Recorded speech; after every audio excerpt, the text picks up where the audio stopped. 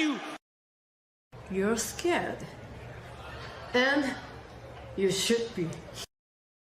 This is not your company anymore. Leave the cheek of CM Punk.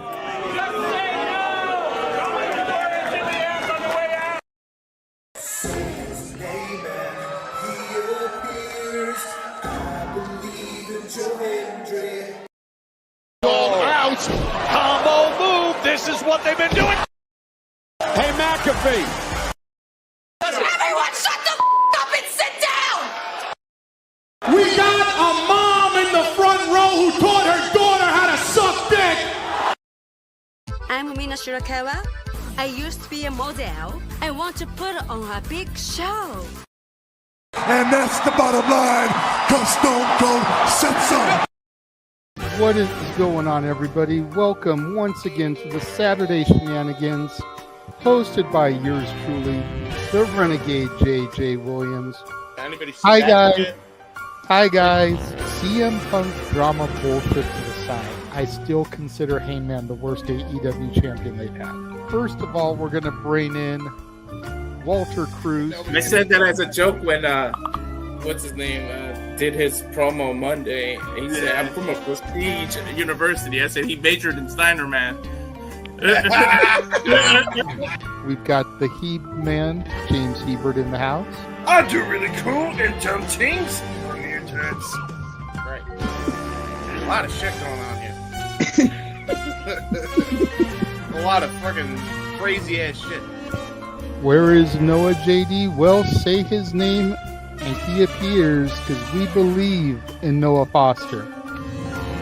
Fuck is this intro? It is one of those things where as fans we do have these desires for what we want to see, but sometimes you can't always get what you want, and there are reasons you truly don't get what you want. I wouldn't even listen to this in Grand Theft Auto San Andreas. What the fuck is this shit? God, rapid whack. Like I said, never been a greater time to be a wrestling fan than with more companies in a more lucrative spot, in a more comfortable business spot, in a sense of mind, it seems, than ever. Again, WWE is not the only one. It is not the end-all, be-all. So let's go back to the Renegade Wrestling JJ Williams to get the official word. JJ, speak! Make sure you tune in every week, because you never know who's going to drop in to join the shenanigans. Catboy is in the house. Hello, my internet family. I say if you want to make them as evil as possible, make them really mad. We have Mansfield joining the party now. What is going on, Josh? Like I told no one when we were in Cleveland, him joining JC was just an unfortunate side effect of my shenanigans towards you, JJ. I know how it can get better, Noah. The panel chooses you. Shut the fuck up, Josh. He said that so like. They got the intro back. Yeah, I was gonna say. Just like how you and I had lunch together the other week. That was different. Ladies and gentlemen, the King is here. Say his name and he appears. We believe in King A-Train. There are so many believers in Joe Hendry. The only person on this panel that doesn't believe in Joe Hendry is King A-Train.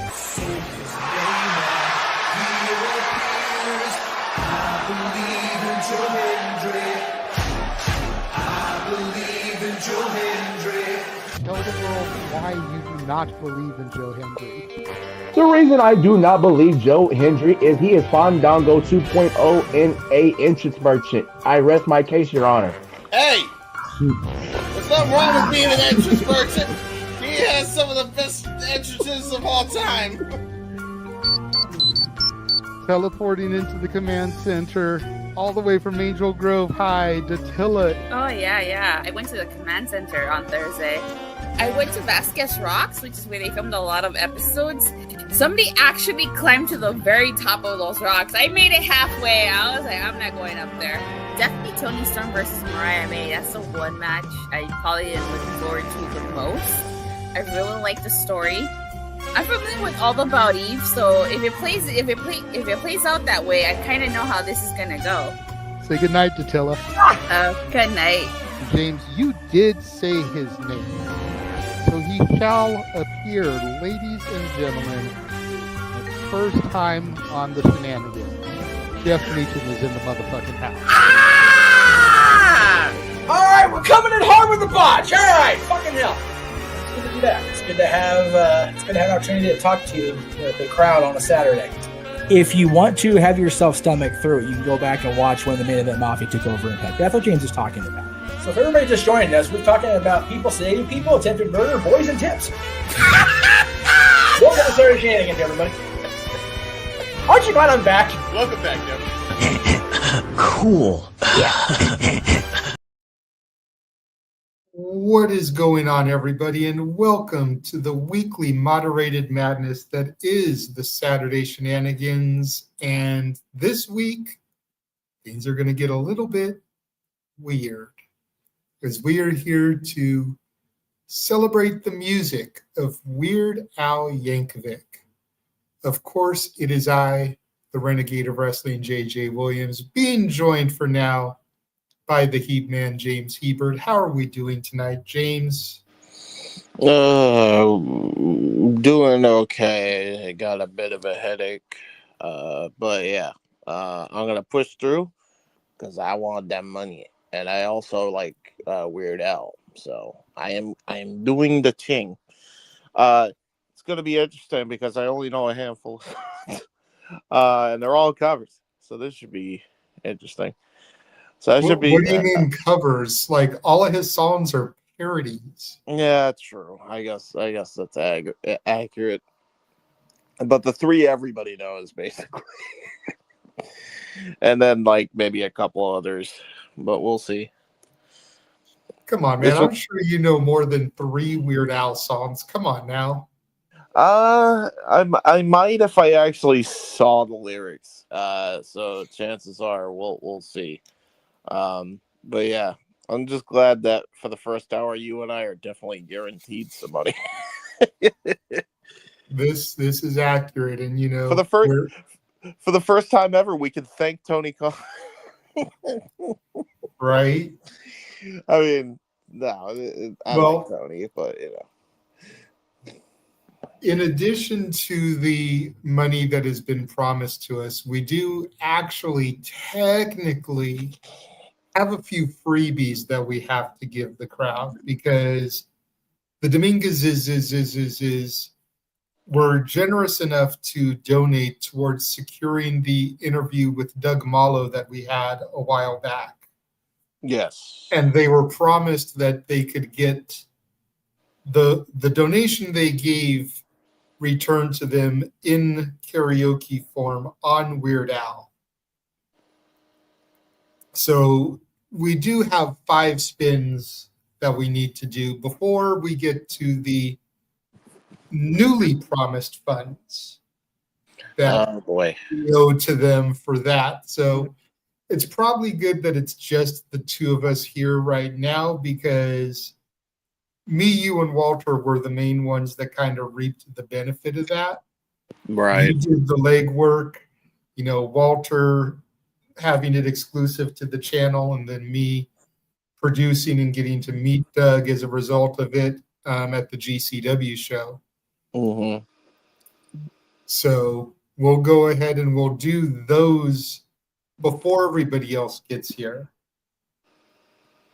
And that way, once other people start to show up, we can get into the new funds. There you go. Sound reasonable? Sounds good to me. So what I did this time for a wheel is I put his albums onto a wheel. Mm. And then whatever album comes up, you can pick a song from said album to sing. Oh, okay.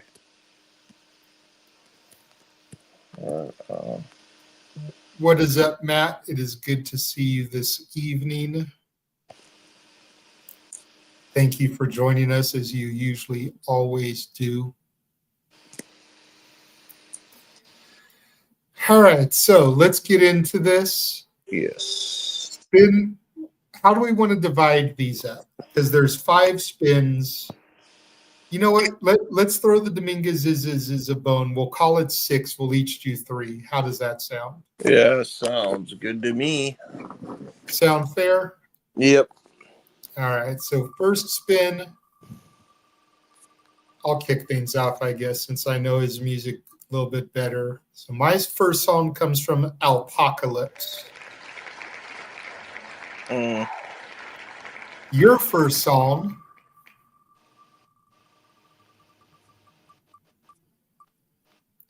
comes from his debut album. Oh boy. Okay. You go over here to the note, make that. Alrighty. I shall look. Let me see here. I know it's what I'll go with. Uh-oh. All right, let's go ahead and do the next one. My second spin.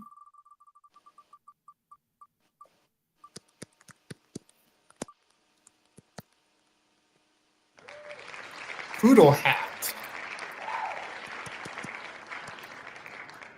Okay. Oh. James's second one will come from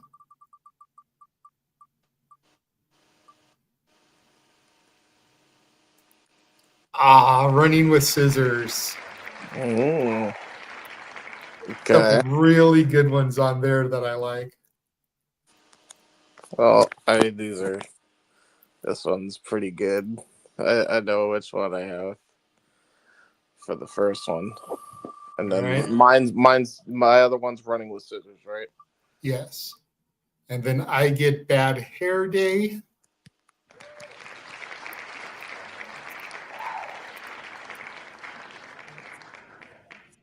And your last one will come from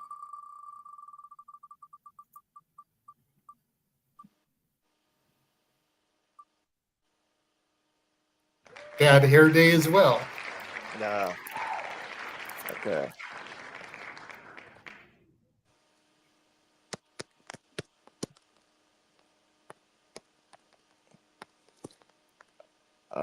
Okay, so because I'm on phone, you go first, and then I'll go after.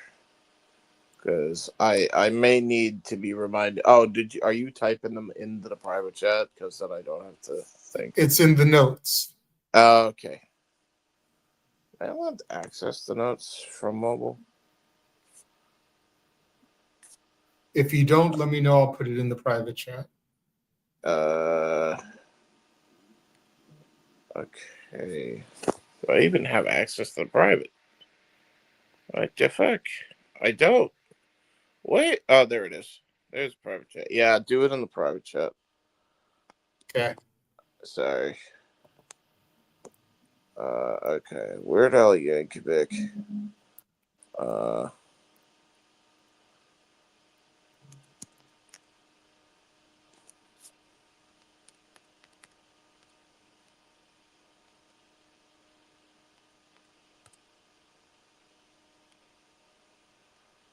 Okay. I got 2 of my songs.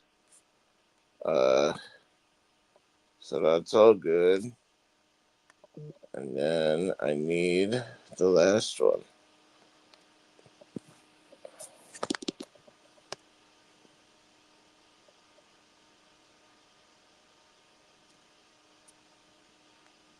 I just hope you don't take the one that I wanted to do off of Bad Hair Day. Well, you can say which one you wanted to do, and then I won't take that one.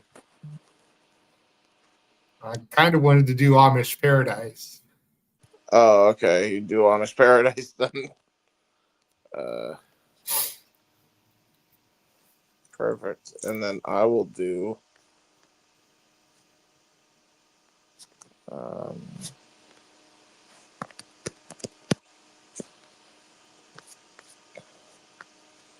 I shall do.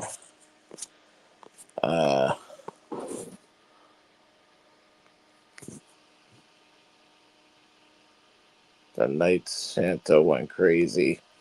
Okay, well, Oh, I got Jesus. my. That's what I'm doing, and I shouldn't have probably said that out loud, but I know what I'm doing for my Morgan Freeman. Oh, Lord. Here we go. That's definitely what I'm doing for that. Hey, yeah, that sounds about right. And okay, the other two, there is going to be another impression as well in my list. So there is that. I mean, it's Weird Al, so impressions, I guess, make a little bit of sense. I think this is if there was any time for those, it would be tonight for sure. Okay. Let's just not do shtick the whole time. No, for because this, yeah, I'm doing this for this. Weird Al's music is shticky enough without trying to add shtick on top of shtick, if that makes sense. But that's what makes it so fun. But yes, you're right. Like, even when I sent our boy Nick the link, I told him, just be Nick tonight. No gimmick, please. Yes.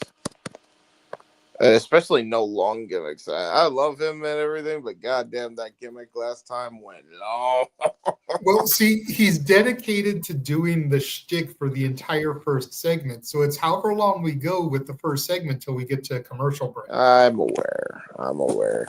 So, I was trying to find a way for us to get to commercial, but it just wasn't working. No. He held his arm up like for a long time though, bless him.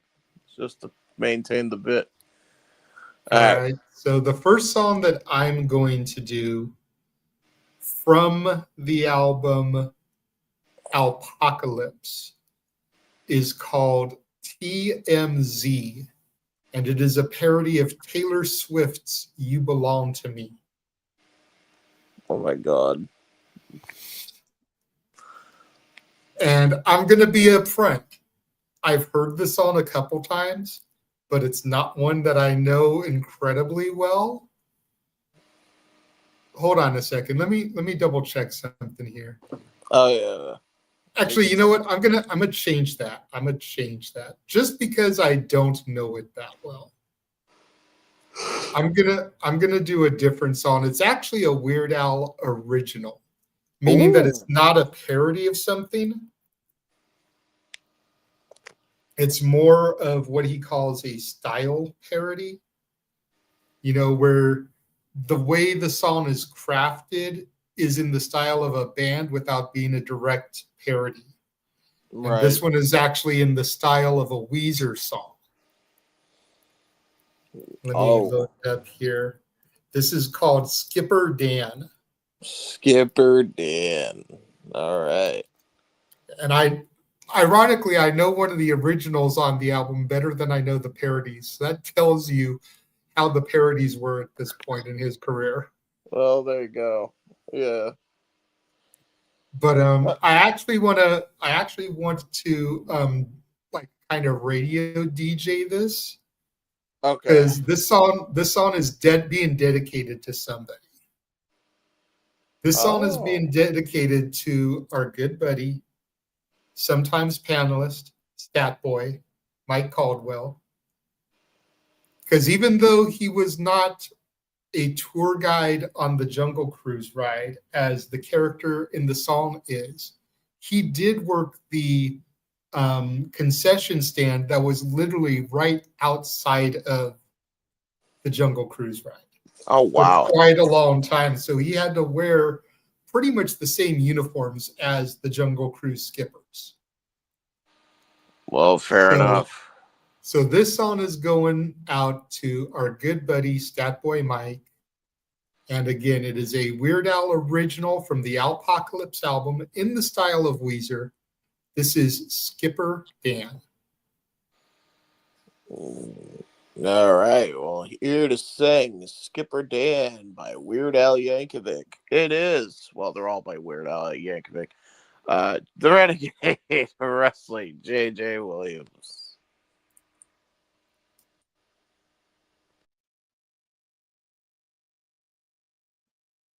Starting every high school play, blew every drama teacher away. Graduated first in my class at Juilliard. Took every acting workshop I could, and I dreamed of Hollywood. While I read my Uta Hagen and studied the Bard. The boards and paid my dues and got phenomenal rave reviews. I knew the world was gonna love me without a doubt. Was sure that Aunt Tina would be calling me on the phone. Annie Leibovitz would shoot me for Rolling Stone. But the years have come and gone, and I'm sorry to say that's not the way that it's all worked out. I'm a tour guide on the Jungle Cruise ride. Skipper Dan is the name. And I'm doing 34 shows every day, and every time it's the same. Look at those hippos, they're wiggling their ears, just like they've done for the last 50 years. Now I'm laughing at my own jokes, but I'm crying inside, 'cause I'm working on the Jungle Cruise ride.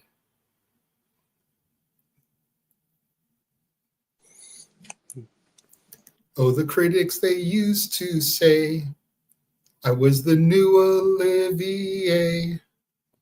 Thought I'd be the toast of Sundance or maybe Cannes. But don't bother trying to IMDb me. The only place you might possibly see me is riding my little boat around Adventureland. It ain't exactly what I planned, but I'm a tour guide on the Jungle Cruise ride. Skipper Dan is my name. And I'm doing 34 shows every day, and every time it's the same. I would have been killed if I'd been as be the plow, but what's the difference? That's all behind me now. So I'm paying my rent, and I'm swallowing my pride, and I'm working on the Jungle Cruise ride. Yeah, very good. That's for you, Mikey. Well, I mean, you worked for the Jungle Cruise ride. Kinda. Adjacent. All right, well, here's mine, and it immediately popped up when I was looking up things, and it's a song that I can sing because it's not like I have to try hard. Mm-hmm. Another one, Rides the Bus. Nice. One of Al's first songs. So good.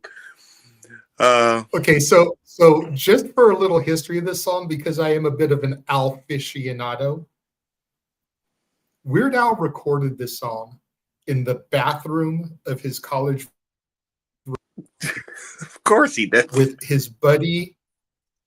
his buddy smacking on his accordion case for the drums and Weird Al playing the accordion. Oh, wow. Like, that's how the demo for this song was cut. Jesus, of course. Oh, that sounds about right. Which, you know, is perfect Weird Al lore right there. Like, seriously. Bro, how has, like, during his twilight years, how the fuck has he and Tenacious D not done a duet of some sort or a collab of some sort? Like, you would have thought it was a match made in hell and or heaven, depending on your interpretation. But yeah, mine is another one, Rides the Bus. So if you want to intro me, you may. I'm ready to go. Will do. So, ladies and gentlemen, boys and girls, children of all ages, here to kick us off with some of these freebies, if you will. James Hebert with another one, Rides the Bus. Dude.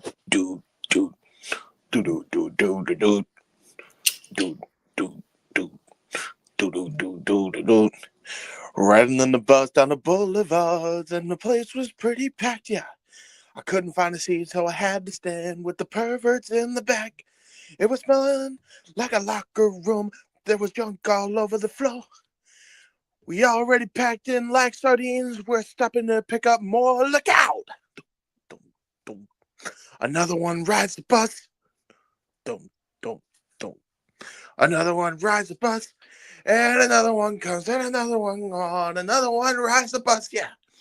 Hey, he's gonna sit by you. Another one rides the bus. Yeah. Dum, dum, dum. Dum, dum, dum, dum. And then, weird with the guitar. There's a suitcase poking in my wrist. There's an elbow in my ear. There's a smelly old bum standing next to me. He hasn't showered in a year. Well, I think I'm missing a contact lens. I think my wallet's gone. Yeah, that's happened to me. And I think the bus is stopping again to let a couple more freaks get on. Look out! Dum, dum, dum. Another one rides the bus. Dum, dum, dum. Another one rides the bus. And another one comes. And another one goes. Another one rides the bus. Yeah. Hey, he's going to sit by you. Another one rides the bus. Ah! Oh. Another one rides the bus. There you go. I did it. Very nice, James. Very nice. Bro, that is such a fucking relatable song, and I hate it, by the way. Right? I hate it so much, especially the wallet. So during my college days, I can't believe I have to say this now because I'm in my youth. Oh Jesus! Here we go. You fucking because I legitimately am now old. Like I'm 30, and it was my Shut youth. up. Sadly, when I was in my college days, I would go, travel to UMass, and one day I lost my wallet, bro. I had literally lost my head, bro. It was the worst feeling in the world, especially when you have all your shit there. Mm-hmm. Oh, dude, that was a bad day. Not a fun day at all. So, Weird Al, thank you for the relatable tunes. That's the one thing that I actually like about living up here where I live is that the buses are never that crowded. Like you almost can always find a seat. You may get a few people on the bus, but I don't think I've ever ridden a Victor Valley bus where there's been more than a dozen people on it. And that's no cap. Yeah. 15 tops. 15 tops. Bro, you should be anywhere in the greater Boston area. It's just as bad over here. It's not any better. I'll tell you that right now. That's what I'm saying though, is that's not that bad because I come from Long Beach where you literally have to be standing holding on to the rails. Oh yeah. Yeah. No. Yeah, that's horrific. Yeah. So I totally get the sentiment where Al wrote the song from, but thankfully where I am now, it's not that bad. Yeah, you actually get to sit and you don't have to stand for hours. Yeah. That's great. All right, so my next song comes from the Poodle Hat album from the mid-2000s. Oh boy. And while the title of the song may not be familiar to people, the song he's parodying is very much familiar. And it's going to test my hip-hop chops once again. A lot of people seem to like when I do the rap songs in karaoke. The song I'm going to do is called Couch Potato. And it is Weird Al's version of Lose Yourself by Eminem. Yes. Yes. There you go. Once the there we go. Once the page. So does that mean you want to give me a further introduction? Yes, I can. I was just about to say should I give you the style of Slim Shady type of beat? Yeah, sure. Well, no, don't give me a beat because I've got the song in my ear, so Yeah, I don't want you to throw me off. I'm saying it's like an intro. Ladies and gentlemen, coming from Slim Shady's basement, for some reason that was what came into my head. I'm tired. Shut up. Here's the Renegade JJ Williams with Couch Potato. That was awful. I tried. Look, if you had one shot to sit on your lazy butt and watch all the TV you ever wanted until your brain turned to mush, would you go for it or just let it slip? Yo, remote is ready, eyes wide, palms are sweaty. There's glimpses on the TV already. Wilma and Betty, no virgin, to channel surfing in. I'm HD ready, so I flip. Garbage is all I'm getting. There's Simon Cowell, who folks want to disembowel, opens his mouth, always says something foul. They're dying. Wow. Wannabes are crying now. He votes them out. Throw in the towel. Shows based on reality. Oh, the humanity. Oh, Aziz family. Sure, let's profanity. Whoa, the insanity. Oh, dogs that crap and pee. Home of depravity. No, they live happily. Yo, plus the allergy show and celebrity Mo. Oh, there's Anna Nicole, but she's scaring me. Look, mono cavities. Oh, it's a station break. Better go out to the kitchen and microwave something. You're gonna lose your mind watching TV. They told me they'd scold me, but I still tune in every show. Like cable gets C-SPAN, TV Land, and HBO, the Travel Channel, Discovery, and Lifetime. You're gonna lose your mind watching TV. They told me, could hold me off those music videos. I'm gonna watch C-SPAN, TV Land, and HBO, the History Channel, QVC, and Lifetime. Yo, butt is aching as I watch NASCAR racing.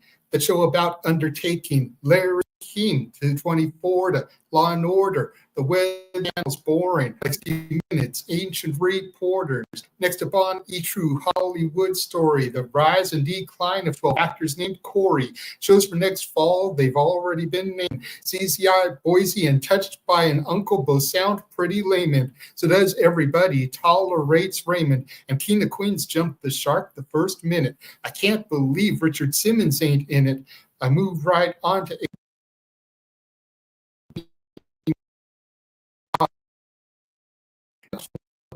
Jack Cotter and the Muppet Show, where they go mana.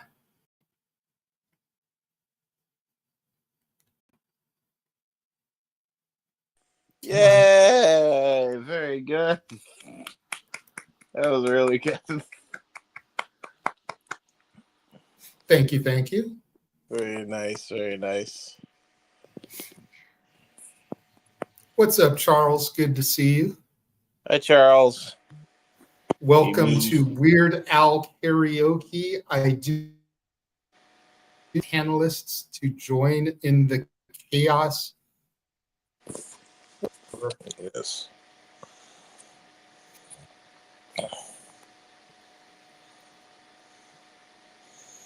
Oh. Right now, we're just kind of doing a couple of songs that we owe to Los Dominguez because they were so generous to help us score the Doug Malo interview that happened last month. Yes. So that is why it is just us doing those right now. Yes, indeed. So let us do the thing. All right, mine. What are we doing next, sir? I have Pretty Fly for a Rabbi. And I will be doing it, Jesus. And I will be doing it in the style of Christopher Walken. Oh, sweet God. I don't know if I can be on a headset for this one. You might have to try. This is going to be funny. All right, so here to do Pretty Fly. Go ahead. No, you go ahead. No, I was giving you an intro, so if you have something to say, go for it. Okay. I was only going to say, like, I'm only on audio now, so this is going to be hilarious. So, there you go. So here to do Pretty Fly for a Rabbi. a parody of the Offspring's Pretty Fly for a White Guy in the style of Christopher Walken. James Hebert. Oy vey. Ay vey. How you doing, Bernie? No Sanders. Oy vey. Oy vey. How you doing, Bernie? Not the dinosaur. Oy vey. Oy vey. And all that goyim say, I'm pretty fly for a rabbi. Matcha licha hi, mecha hi ni ho. God damn. That's supposed to say multiple times, right? That's like twice. Yeah. Our temples had a fair share of rabbis in the past, but most of them were nudnicks, and none of them would last. But our new guy's real kosher. I think he'll do the trick. I tell you, he's the die for. He really knows his shtick. Like this shtick on top of this shtick. So how's by you? Have you seen this Jew?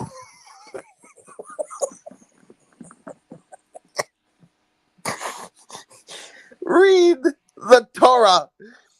Does his own accounting too. Working like a dog at the synagogue. He's there all day. He's there all day. Just say, "Vey is mir," and he'll kick into gear. He'll bring you lots of cheer and maybe bagels with some schmear. Just grab your yarmulke and hey, do the Hebrew thing. Oy vey, how you doing, Bernie? Oy vey, how you doing, Bernie? Oy vey. And all the goyim say, I'm pretty fly for a rabbi. God damn it, James. Dude, just the idea of him saying, like Christopher Walken literally looking at somebody, he's like, have you seen that Jew? It's crazy. I'm not gonna lie, I'm slightly offended.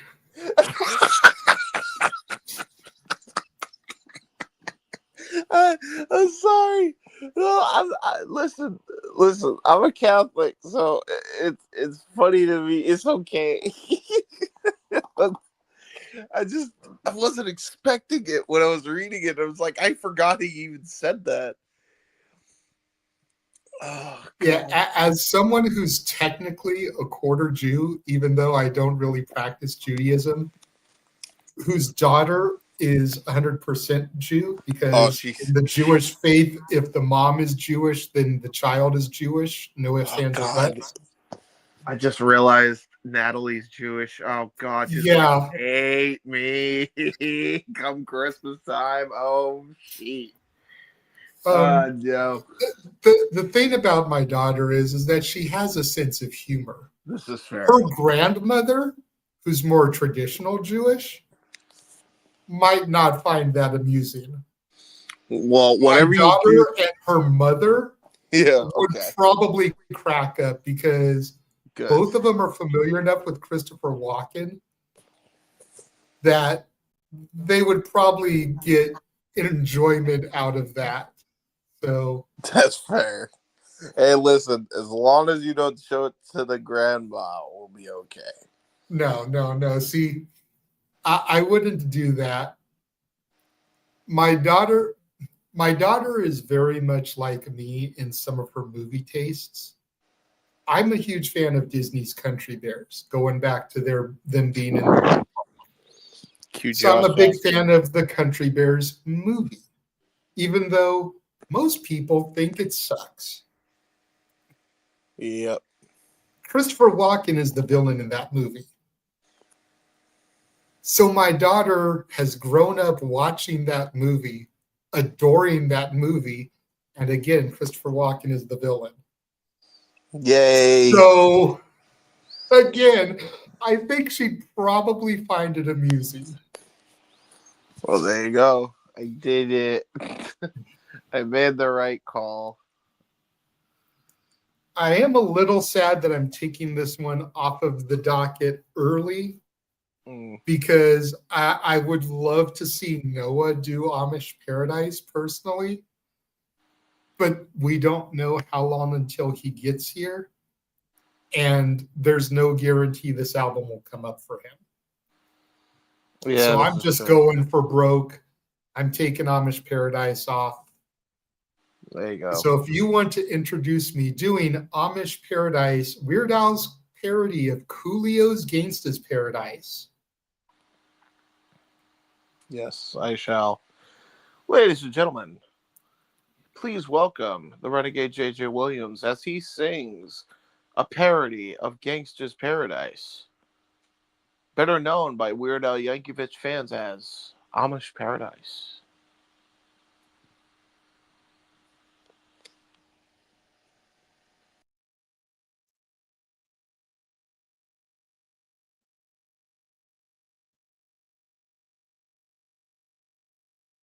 As I walk through the valley where I harvest my grain, I take a look at my wife and realize she's very plain, but that's just perfect for an Amish like me. You know, I shun fancy things like electricity.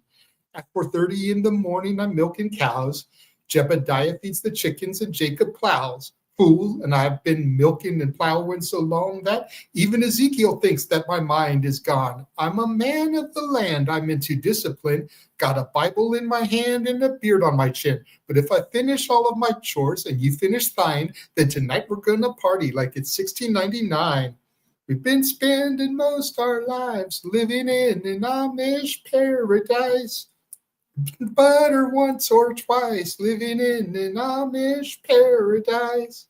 It's hard work and sacrifice, living in an Amish paradise. We sell quilts at discount price, living in an Amish paradise. A local boy kicked me in the butt last week. I just smiled at him and I turned the other cheek. I really don't care. In fact, I wish him well, because I'll be laughing my head off when he's burning in hell. But I ain't never punched a tourist, even if he deserved it. An Amish with a tood, you know that's unheard of. I never wear buttons, but I got a cool hat, and my homies agree I really look good in black, fool. If you come to visit, you'll be bored to tears. We haven't even paid the phone bill in 300 years, but we ain't really quaint, so please don't point and stare. We're just technologically impaired. There's no phone, no lights, no motor car, not a single luxury. Like Robinson Crusoe, it's as primitive as can be. We've been spending most our lives living in an Amish paradise. Plain and simple guys living in an Amish paradise. There's no time for sin and vice, living in an Amish paradise. We don't fight, we all play nice, living in an Amish paradise. Hitching up the buggy, churning lots of butter, raised a barn on Monday, soon I'll raise another.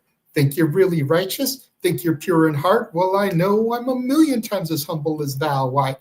I'm the pious guy the little Amits want to be like, on my knees day and night scoring points for the afterlife.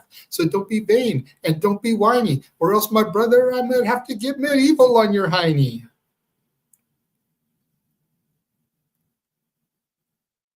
Yay! Thank you, That thank was you. funny. That was funny. I forgot. Dude, that's so crazy. Amish people are literally just like cosplayers. They're the original cosplayers of Abe Lincoln, bro. Right? That's Thank what you, I'm Charles. Thank you, Charles. Much appreciated. Much appreciated. That's an all-time Weird Al classic. Well, I'm about to hit you with an all-time Weird Al classic in the style of Morgan Freeman, "The Night Santa Went Crazy." All right. So for James's selection off of the same album now, Bad Hair Day, is "The Night Santa Went Crazy," sung by Morgan Freeman. I believe that is pronounced narrated by Morgan Freeman. Down in the workshop, all the elves were making toys for the good, gentle girls and the good, gentle boys. When the boss busted in, nearly scared them half to death, had a rifle in his hand and cheap whiskey on his breath. From his beard to his boots, he was covered with ammo. Like a big, fat, disgusting, disgruntled Yuletide Rambo. And he smiled, and he said, with a twinkle in his eye, "Merry Christmas to all. Now you're all gonna die." The night Santa went crazy. The night Saint Nick went insane. Realized he'd been getting a raw deal. Something finally must have snapped in his brain. Well, the workshop is gone now. He decided to bomb it. Everywhere you'll find pieces of Cupid and Comet, and he tied up his helpers, and he held his elves hostage. And he ground up poor Rudolph into reindeer sausage. He got Dancer and Prancer with an old German lager.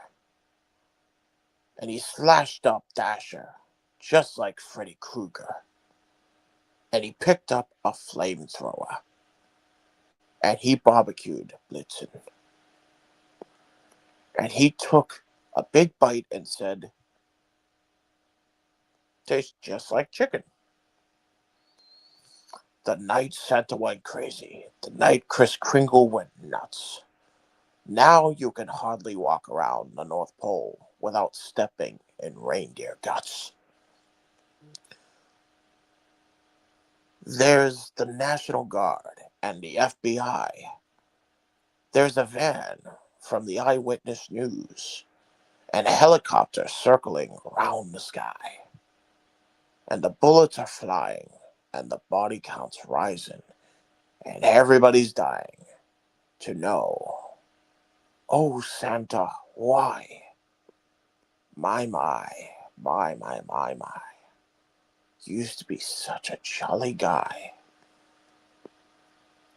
Yes, Virginia, now Santa's doing time in federal prison for his infamous crime.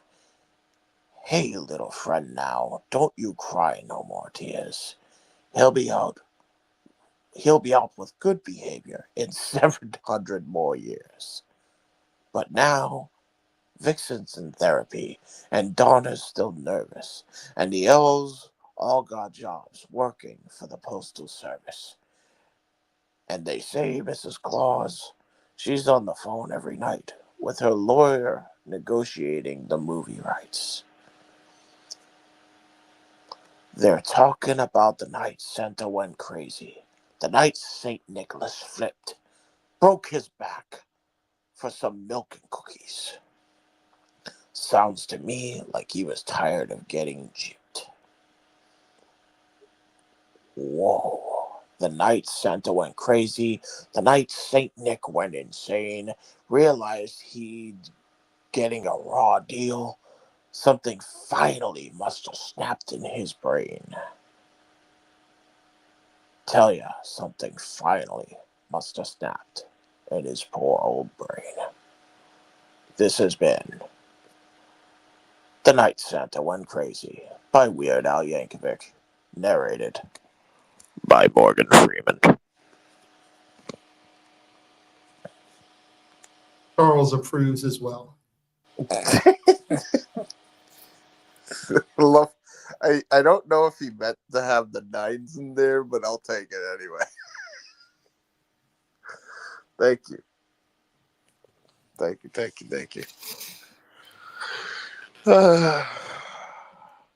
So that is all the ones that we owed to the Dominguez.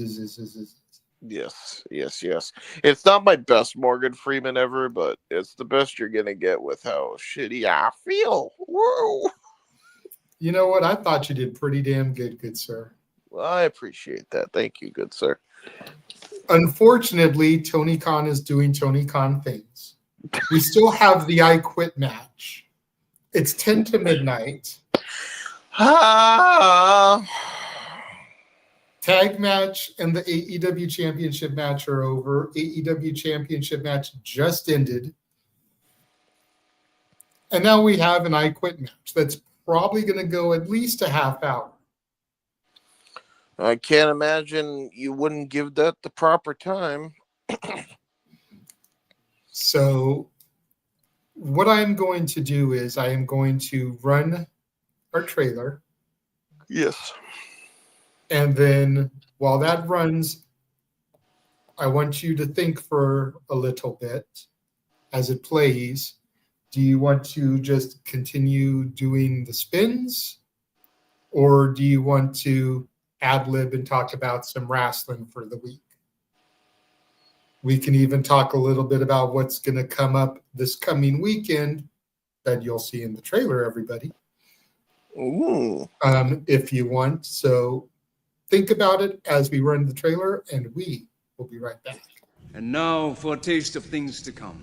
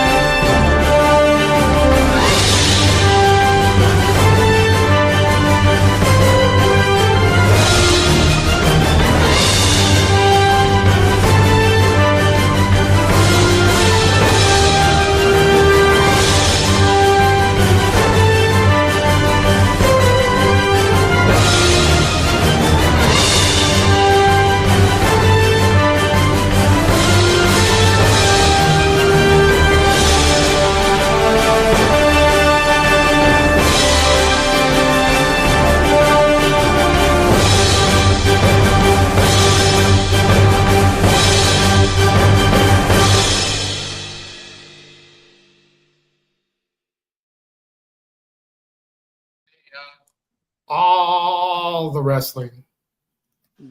Damn it. Sorry, I didn't give myself the solo shot because I was using my phone to post a comment on the other guy's shit saying, hey, TK needs to stop this. We're trying to do karaoke and you still have a match. Yeah, I'm sure much to Noah's happiness. But hey, you know what? I am fine with doing wheel spins because I'll be real, kind of just been out of the loop because I've been working all week, so I don't know what to talk about. I mean, there's the obvious, which is the Andrade situation. Yeah, I already gave my thoughts on the collective show though, so I don't need to rehash. Okay, not everybody here tuned into the collective show, and it's just me. So it's not going to go long in the teeth. All righty, fair enough. And then we did see the trailer coming up next weekend. We've got GCW, Shotzi's House of Horrors, or whatever it's called, on Friday.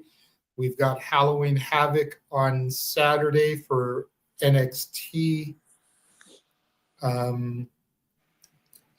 JCW Possession with the Luna Vachon Invitational on Sunday.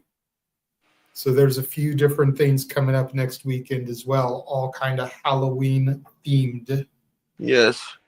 What time, by the way, just quick question, is JC Dub doing their show on that Sunday? Let me double check for you. Yeah. The reason I ask is because I was invited to go to a wedding. So it is at 5:00 Eastern. Okay, yeah, that's gonna be a problem then because of the wedding. Definitely, We'll figure it out. We'll figure it out whether we do it later or whatever. But we'll figure it out. We could always do it like on demand style. But yeah, looking forward to the Halloween, the Hallows Eve. Usually, my favorite time of the year. It starts with my birthday, and then Halloween, then Thanksgiving, then Christmas. So looking forward to that. And now we get the Halloween portion. You love to see the Halloween. Yes, and I will be available to join you guys for the GCW show. So that'll be fun. Yeah, there you go. Because where I am currently, I will still be come this weekend. Ooh, it is a long story as to why I'm here that I'd really rather not go into. But yes, I will still be here come Friday. So. Ooh, well, fair enough. I am looking forward to that show, the GC Dub show. Especially with the vignette that Atticus just released for the casket match. Holy hell. I don't think he said anything. It is all just like 3 minutes of movie. Yeah, I love it. I don't think there's any dialogue in the whole thing. No. And if there is, it's like one throwaway line. Yeah. I like his editing style a lot. Let us talk about Mr. Andrade, because that's been in the topical news cycle. Yes. Oh boy. And like I said in the group chat, I really wanted to stay away from this. But considering we have at least 30 minutes to kill until two of our other participants get here, we may as well chat about it a little bit. Yeah. So as everybody probably knows, Andrade was terminated from his contract with WWE with cause because of failure for the wellness violations.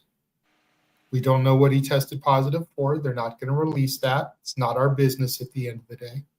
Yep. He virtually turned up immediately on AEW television because he was led to believe, flat out told, whatever, that he wasn't going to be held to the standard no compete clauses because he was being terminated. Upon appearing on AEW television, WWE apparently issued a cease and desist and informed him that not only is there a 90-day, but because of the fact that he was terminated with cause, he actually has a 1-year non-compete. Of course, this has generated a lot of buzz in the dirt sheets and in the IWC. People feel that it's unjust, that a year is insane. And I look at it like this, and I know you're going to have a differing opinion from me, James, which is why me and you just having this conversation is cool. If this was in the contract that Andrade signed, WWE is perfectly within their rights. I know people don't want to hear that, but it's the truth. if this was in the contract that Andrade signed, and Andrade's lawyer allowed him to sign when he came back to the company, WWE is perfectly within their rights. Is it kind of screwy the way they're going about enforcing it? I'm not going to argue that. I agree. But according to what I've been reading, and I don't know if you've seen the same reports, this is a new-ish portion of the contracts that's been in the contracts now for a little while. I don't know exactly when it began to become a regular thing. And that is the whole, if you're fired, terminated with cause, you have a year no compete clause. Mm-hmm. I personally think that the reason all this is going down is a couple of things. Number one, and I know it's been said on multiple shows, multiple spaces, I don't think WWE thought he was going to go back to AEW because things went so swimmingly for him there the last time. And one of the people that he actually got into physical altercations with, Sammy Guevara, anybody, is still there. The other thing is I honestly feel, and I know it sounds like a tinfoil conspiracy hat theory, I honestly feel WWE did this to pull one over on to Tony Khan and to try to have something they can use to negotiate to get Adam Copeland, Edge, for John Cena's retirement match. Because Andrade is going to want to compete as quickly as possible. Tony Khan already inserted Andrade into an angle against Kenny Omega, put him in the Don Callis family. Tony Khan's going to want to get him on TV as quick as possible again.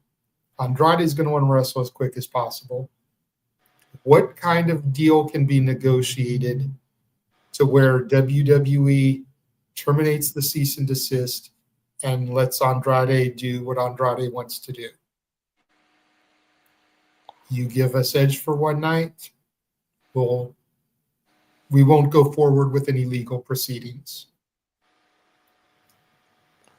People think that that sounds ludicrous. And no, I'm not talking about Chris Bridges, the rapper.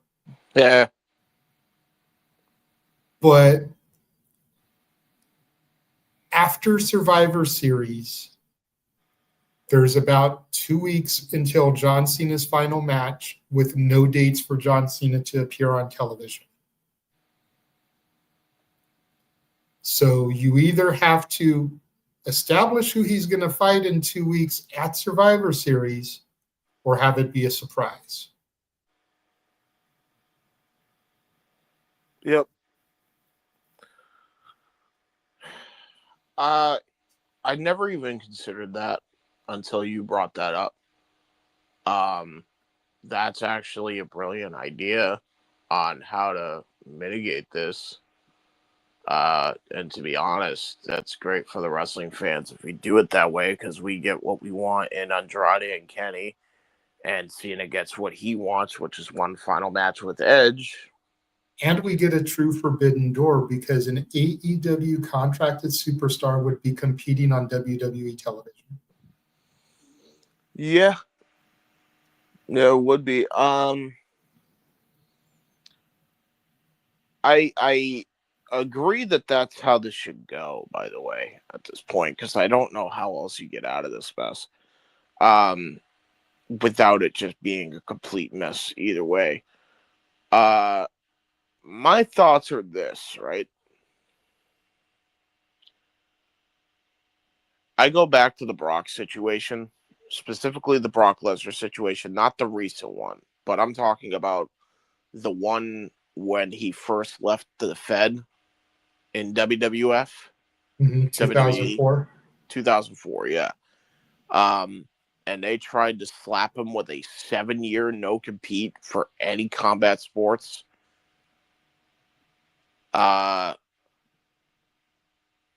that was insanity, and they tried to enforce that same law on him then, and that was a much longer period. I think it was like 7-ish years or something like that, 8-ish years. The difference that I think that there is in that one, James, if I may interject, is that Brock Yes. at that point claimed that he didn't want to do wrestling. He wanted to try his hand at football. So it's like, okay, try your hand at football. Here's a non-compete for X amount of years that you can't do anything combat sport related because you want to go do football. So go do football. And then he sucked at football. Yeah, but okay. Even So I think that's why it was a little bit different. I'm not saying it was right. It was bullshit for that too. But I think that's why it was such an extended one, and Brock agreed to it at the time. But Brock agreed to it at the time because he thought he was going to be successful in his football ventures. And he was. Therein lies my point, though, because it was such a bogus claim, even though he signed it, it legally, when it went to the courts, did not hold up.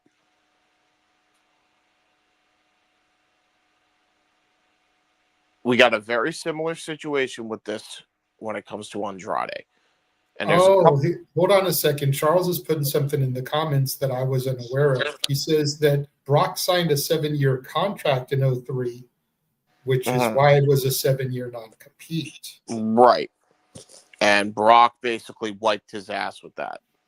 Yes. And for interactive games and movies, more or less, yeah, we're waiting for AEW to finish. They're on the main event. We already did a little preamble. You missed. Yes. We did 6 songs because Los Dominguez's our tremendous supporters, Arlene and Emmanuel Dominguez, had donated previously to help us secure an interview with Doug Malo that we did back at the beginning of September. Yes. And we owed songs for that. And since me and James were the main ones that benefited off that, along with Walter, we did those songs. But once Noah and Walter are done with AEW, they will be here, and we will work on the $75 worth of donations that we have promised for tonight's show, which is 15 spins. Yes. So once they get here, we'll get back to it. But once in the meantime, in between time, we're having a little bit of a conversation about the Andrade thing. Thank you for tuning in. Please don't go anywhere. We will get back to the weirdness that is Al Yankovic. Indeed. Yes. I just want to reiterate that, and this is, I know people think that this isn't the same situation because Andrade is not as big of a star as Brock was when he was able to pull that leverage. But here's the problem. It very much is similar because Andrade actually has a pretty substantial goddamn sum of income that he saved over the years to the point where it is damn near fuck you money. Okay? And he does not necessarily have to abide by that law because it is the same BS that they put Brock in. Brock fought the case and won. Andrade could easily do the same. It's literally like verbatim the same case. And the difference between Brock when he fought it and Andrade, him fighting it, is Andrade legitimately could do it on his own, but he has the Khan family that is willing to bail him out of this. And I think if Tony didn't think he could win it, I don't think he'd put him on TV. I think they're gonna see what they could do before they even get to that point. But make no mistake about it, Tony and Shahid have so much goddamn money. Like, we're talking generational wealth to the point where if they wanted to fight this and win the suit, they could. and I don't doubt TKO and WWE can do nothing about it. Well, and that's where I slightly disagree with you, because the difference between Andrade and Brock is that Brock chose to leave to go pursue football. Andrade was terminated with cause because of violation of the wellness policy. You're right.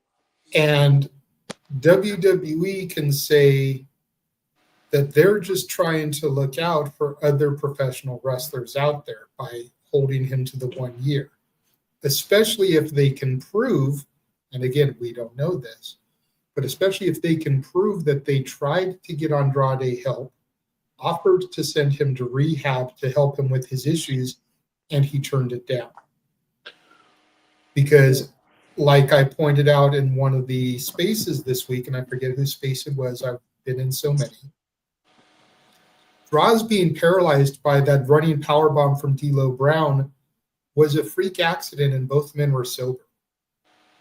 Right. Imagine what happens if Andrade is in there drugged up beyond his wildest mind. Like, right. We don't know what his vice is.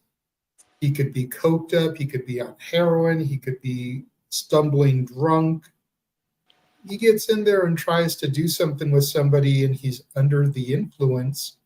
We could have another Droz situation, or worse, he could kill somebody. And that's totally valid. And if WWE can prove that that's why they're invoking the year and they tried to get him help, then I don't think Tony and Saeed Khan would win it.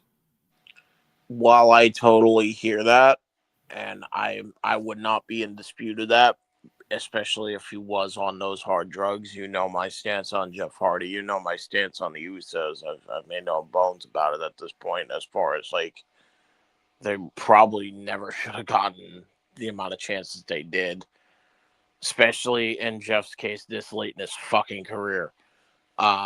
Right? So I'm with you there. However, legally speaking, we're talking about a whole different case. There's no grounds to stand on when it comes to that. And that's the thing. It's like, it'd be one thing if, okay, we're suing you because, you know, you came in and disparaged our no compete. And that in of itself, as I said, is kind of BS. But then if they try to leverage the fact that he was coked up, it's like, okay, fair enough. That's why they terminated him with cause. But that doesn't mean that you can hold somebody that's not even an employee of your company. They are all labeled independent contractors, right? Technically speaking, yes. And like to the same standards as a freaking employee. You can't do that. Which is why the U.S. Supreme Court has been trying to fight against this for the last year and a half now, because they're trying to get that rule overturned, because they realize how BS of a rule it is. If they want to go elsewhere, they should be allowed to do so, because they are the commodity and they should be treated as such and not held to some, you know, pigeonholed to some place, basically. So I agree in the sense of, if Andrade needs help, he needs to fucking get it. But we don't actually know what the wellness violation was, so I don't want to speculate until there's hard evidence anyway. And that's fair enough. Neither do I, because for all we know, it was a performance enhancer. Right. You know, which, granted, I mean, isn't exactly a good thing, but it's better than doing cocaine or heroin or something. You know what I mean? It's like, it's just to enhance the body physique. Yeah, I mean, Roid rage is still completely a thing, though. And if we're going to hold Andrade to that standard, right? How about we get Brock Lesnar to take a piss test right now? How about we get, you know, Shawn Michaels, who literally has admitted, hey, may have done a bump with Sexy Red recently. to that same standard. I guarantee you they won't. I'm pretty sure that was a joke. They won't. So I can understand where you're coming from. You know what I mean? Like it's like insane to me. It's like if it's an performance enhancer, it's like there are people in that company right now that have done worse and are still there. And like people who have done exactly what Andrade would potentially be doing, allegedly, which is performance enhancer, the alleged, and they're still there and are being pushed to the fucking moon. So, wagwan, like, why? Like, you're gonna hold him down for that when you have had a history of letting people use steroids in the past and being okay with it? Like, I that don't sit right with me at all, brother. I'm not gonna lie. And I get it. And it doesn't sit right with me either. I'm just, you seem to be firmly planted on one side, and I'm just basically playing devil's advocate here. Yeah, that's fair. Yeah, that's fair. I'm one of those people, it's like, and you know, it's in my Twitter banner, right? Like, professional wrestlers matter. There's a reason why I say that, because without them, we are not in those seats. We're just not. You know, no matter what company you tune into, if you didn't have the wrestlers, there would be no company for the fans to tune in and watch. You know, because you need the wrestlers, you need the talent in order to do the things you need to do. And I feel like they should be treated with a lot more respect and not taken for granted as much as they are, and used as some fucking political goddamn leverage or pawn in their fucking game. And I'm so sick of that being the case when it comes to these men and women, not just in pro wrestling, but in all combat sports, getting like shafted like this. I really am sick of it. The only sport in combat sports where it doesn't fucking happen, which is absurd because it was run by the mafia for years, is fucking boxing. It's the only sport where you actually get paid what you're fucking worth if you're at the top of your division. With UFC, it's not like that. With WWE, it's not like that. AEW has actually increased that pay by a significant amount, which has made WWE have to fucking, match that amount. But that wasn't until recently. And even then, it's still way lower than what boxing fighters are getting paid. So, I'm just tired of like wrestlers getting shafted.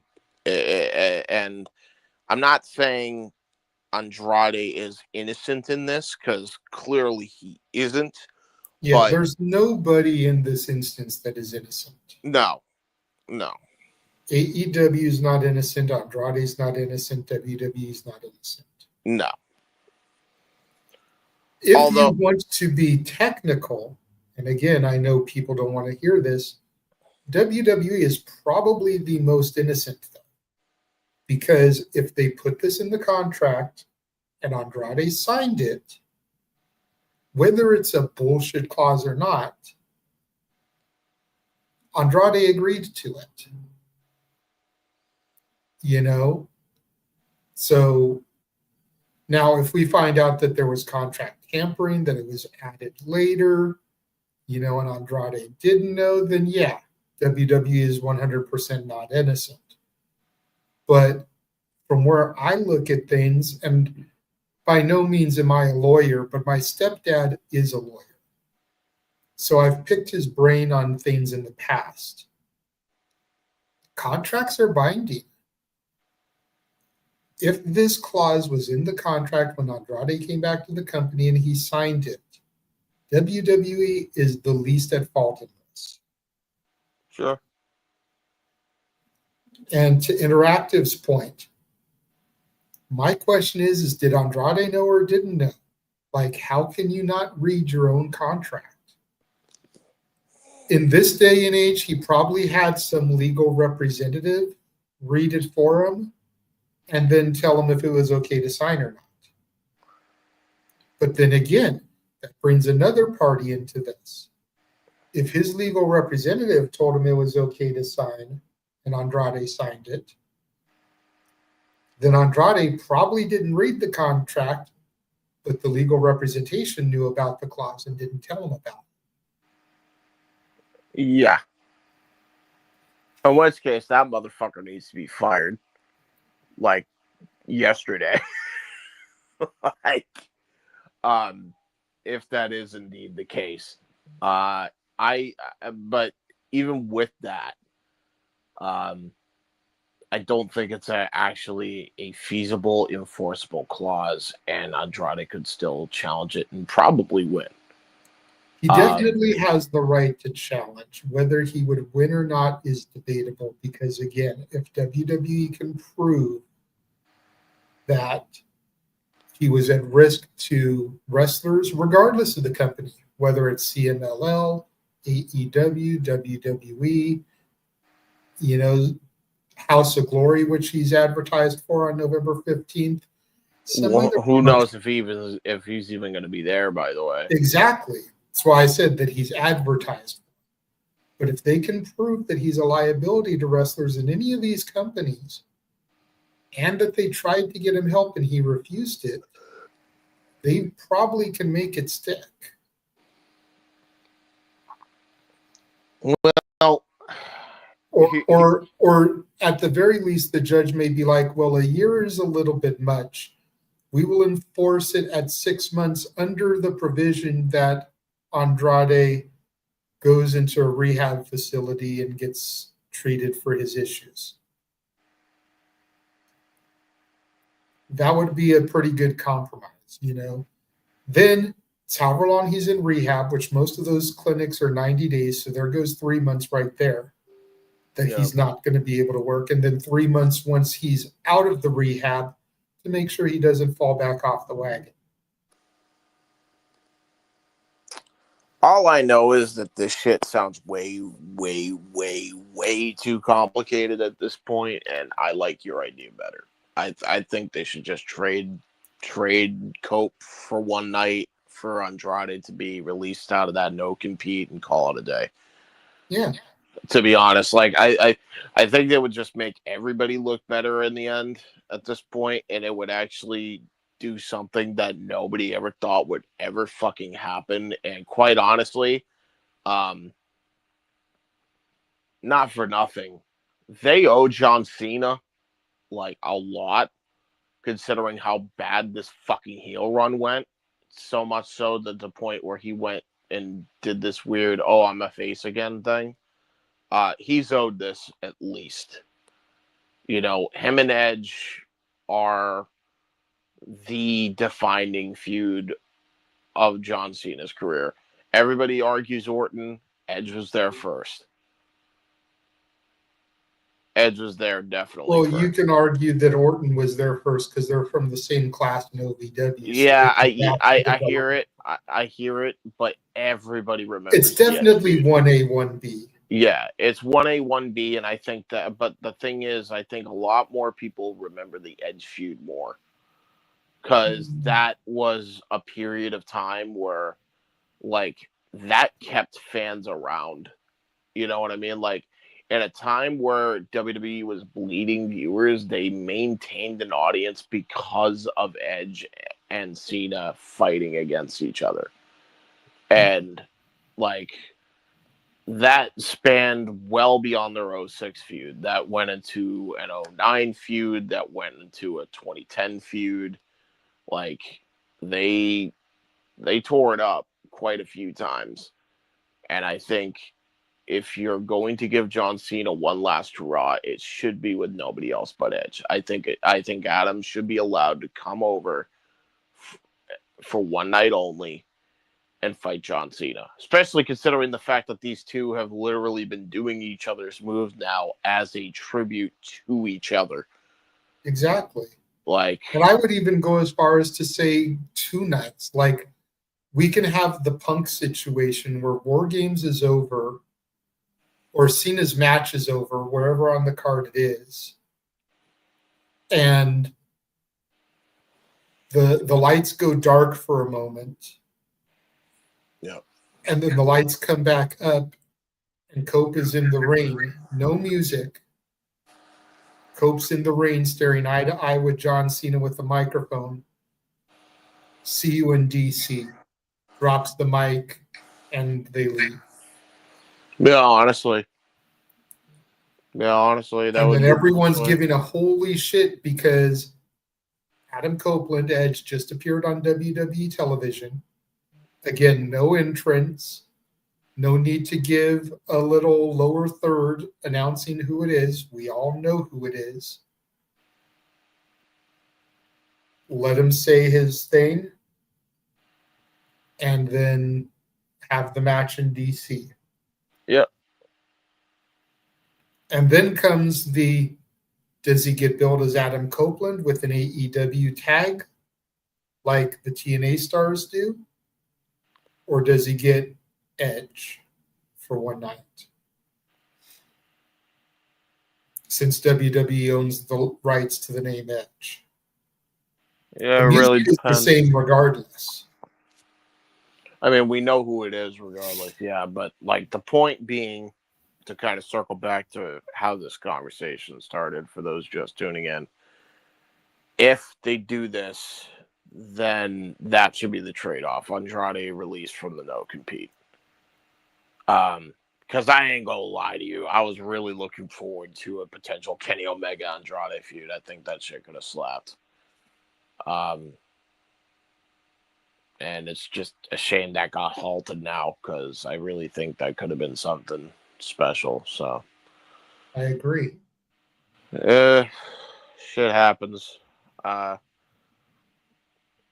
know what's funny? If he were to bring lead LFI, like if things worked out, I did wonder, like, was there a possibility that he joins back with the faction and Globonables and lead it again? Because he came back as a heel, joined the Don Callis family. He easily could have gotten LFI back, and that means him and Sammy Guevara would have been in the same faction, and that would have been like they had an opportunity to kind of get some buzz around. You know what I mean? Just doing that. Who knows, right? If that was, maybe that was in the plans, maybe it wasn't, but it would have been funny to see how that worked out, you know, because It's I would have still laughed my possible ass they off. can do that because Andrade could resume control of LFI and then merge LFI with the Don Callis family.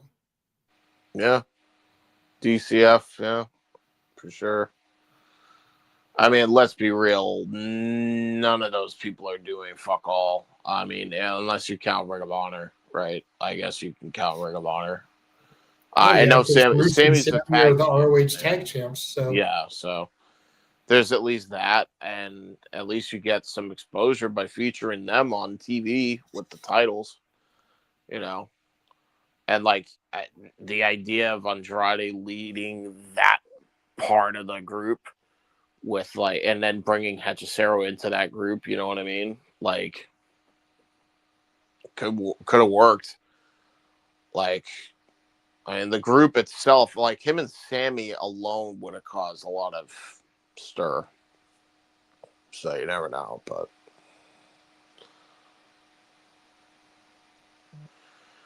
who knows? We'll see what happens. Are they still going live with that match? Yep. Man, how long have we been talking? About a half hour. What the fuck? Oh. Nice conversation about the Andrade situation. Well, there, thank God we talked about that. But again, you know, we've got Shotzi's House of Horrors coming up for GCW on Friday. We've got NXT Halloween Havoc on Saturday. We've got JCW coming up on Sunday. Please feel free to Super Chat Interactive. Yes. Yes, PayPal us as well if you want us to sing Weird Al stuff.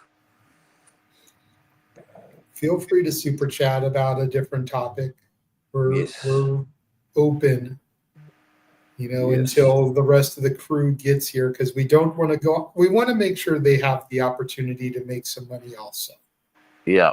So we don't want to just hog all the spins, and take all the money, which I'm broke. That would be easy as fuck for me to do and selfish, but I'm not that type of guy. I'm the guy that came up with the idea that everybody gets PayPal for their songs instead of one person or two people raking in all the cash. So this is true. This is very true. Very, very true. For those of you that aren't watching the I Quit match, apparently Steen showed up. To help Darby. Oh, okay. Darby has forced Mox to say I quit. The match is over now, so they should be joining us momentarily. That's actually pretty fucking funny. I like that. Very nice. I gotta say, man, because AEW posted the clip of Steen arriving. Old man Steen just looks weird to me, bro. I love Old Man Sting. I don't know why. I think it's just unironically his best look. I'm not saying that it's bad, but it just looks weird after all these years with the gray goatee and the short gray hair. I think it looks badass for that look, bro. I think it looks badass. Like, dude looks fucking sick. Honestly, he should have just stuck with that the whole run while he was at AEW. I think it looks fucking cool. He's one of the few guys that has that Silver Fox look that actually looks like he's like he could rock it, and nobody would have batted an eye, But some people probably would have fucking shat on it, and here I am thinking it's cool. Like somebody's like, "Oh, he looks like a skunk," but I could see that. I see some asshole commenting that. I wouldn't have said it, but I could see it. Yes. He kind of, in a little bit, he kind of does look like a skunk. Just a smidge.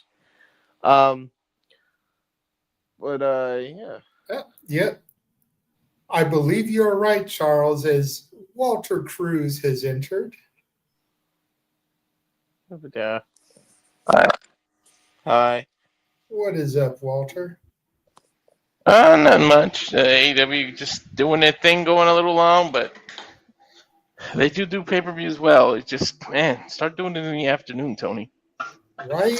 It's like we got karaoke we're trying to do here. Me and James have been nice about it, though. We've kind of just been bullshitting here a little bit, waiting for y'all to get here so that we didn't run through the money for the spins. Oh, yeah. We were trying to. I think I told you about this a while back, but if you remember, Arlene and Emmanuel had donated $25 to help us secure the Doug Malo interview. And as a result of that donation, I had told them that come Weird Al, they would get free spins basically on that. So me and James basically performed those spins. Oh, okay. Since the money had already been collected and used for what it was supposed to be used for. And we even gave him a bonus one because $25 would have been 5 spins. We gave him 6. That way me and James both sang 3 times. Oh, okay. But so we did that. Then we talked a little bit about the Andrade situation. And then Emmanuel just super chatted $2. Thank you, Emmanuel. Status of the U.S. Championship with Zayn and Julia not fighting. And this is where I need for a bit. But you're not alone, James, because I don't watch the weekly television. Well, Sami Zayn just. Situation. I know Sami just lost the title to Ilya Dragunov. So I'm interested to see what happens there with Ilya. Apparently, Sammy's been pushing for a while for Ilya to get the belt upon his return because he thinks Dragunov will bring prestige to the title. Completely agree with him on that. But we got to see how Ilya gets booked. As far as Julia, the women's U.S. title has been a shit show ever since Chelsea lost it to Zelina. Correction, even before Chelsea lost it because they booked her to complete oblivion by not booking her on major shows. Other than that one rare instance. Agreed. But at least she was a fighting champion who was featured more often than Zelina and Julia have been. This is fair. Two Canadians in it, and a Russian are the U.S. champions. So now we're just waiting on Noah to get here so we can get to the spinning. He does Come know. on, Noah. He does know it's karaoke, right? Yes, he does. And he knows that it's Weird Al, and he knows we were doing it after Wrestle Dream, so he'd be in a good mood. And Weird Al is something that everybody loves. Nobody, Yes. I have never met anybody that has a bad word to say about Weird Al Yankovic. I definitely don't. Shit. So it's like even Noah can have a little bit of fun with Weird Al. So we're just waiting for Noah to get here. Come on, Noah. You know what? I'm going to run the trailer again. Yes. Hopefully by the time it's done, he will be here. Yeah, I'm gonna send him the link again, even though he really doesn't need it because he has producer roles. But Yeah. And it'll give me an opportunity to go take a liaki. So we will be right back. And now for a taste of things to come.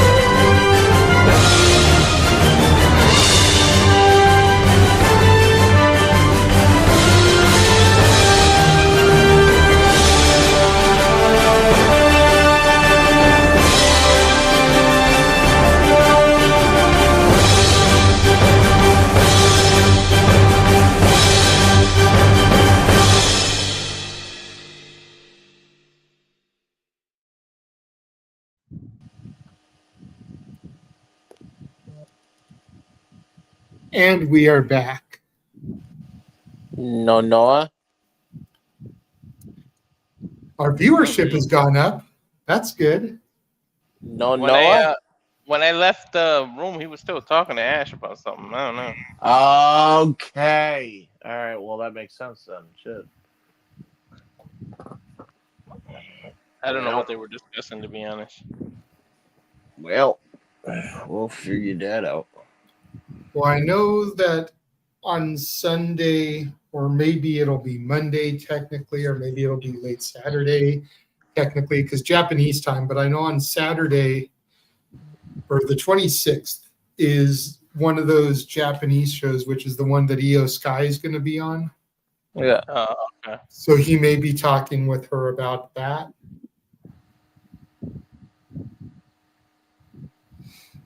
Yeah.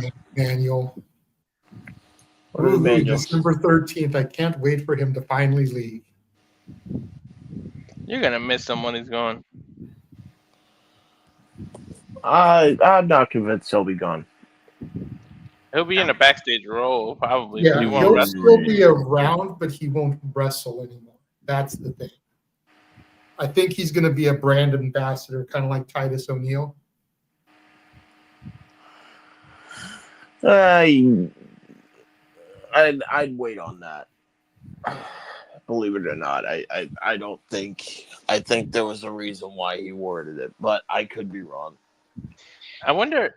John Cena has been a man of his word. He's built on being a man of his word. So if he says He'd that still be he's a man not of his going to word. wrestle, then I believe him that he's not going to wrestle. I think the recent tweet, there's a reason he worded it the way he did.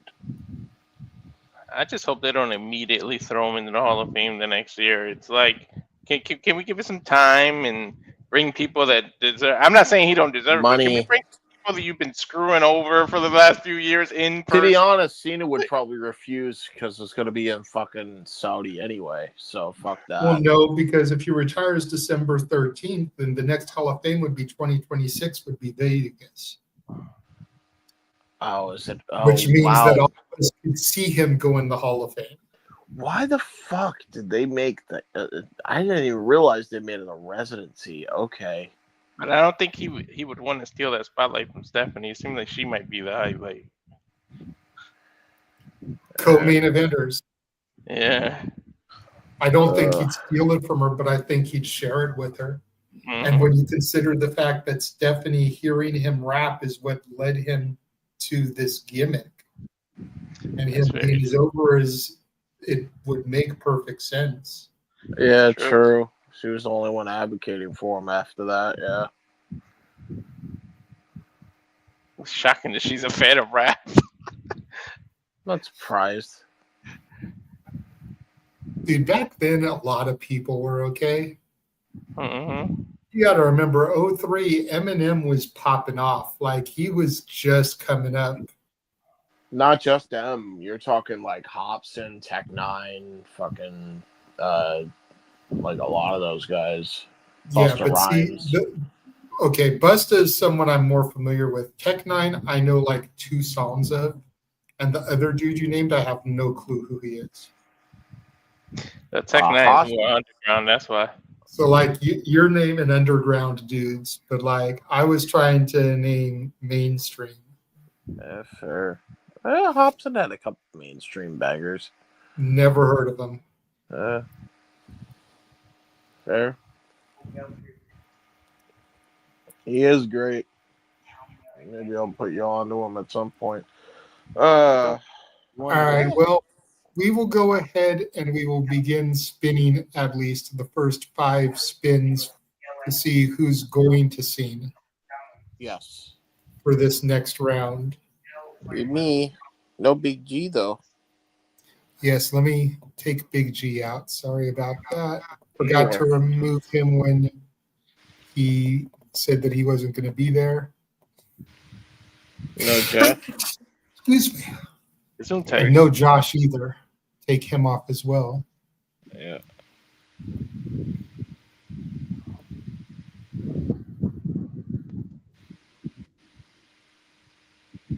There we go.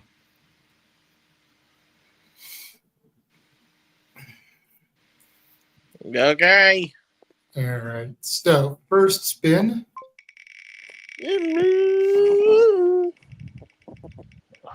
Is it me? I said it and it came true. No, it didn't. All right. So, right into things, and Walter gets a spin. Second spin. These are going to be our leans, by the way, for Emmanuel in the chat. Panel's choice. Ooh.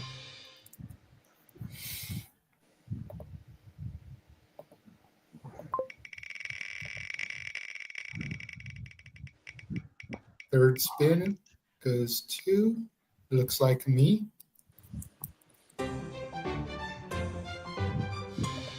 Ding. Fourth spin goes to, is that me again? That's me again. Yahoo! And the final spin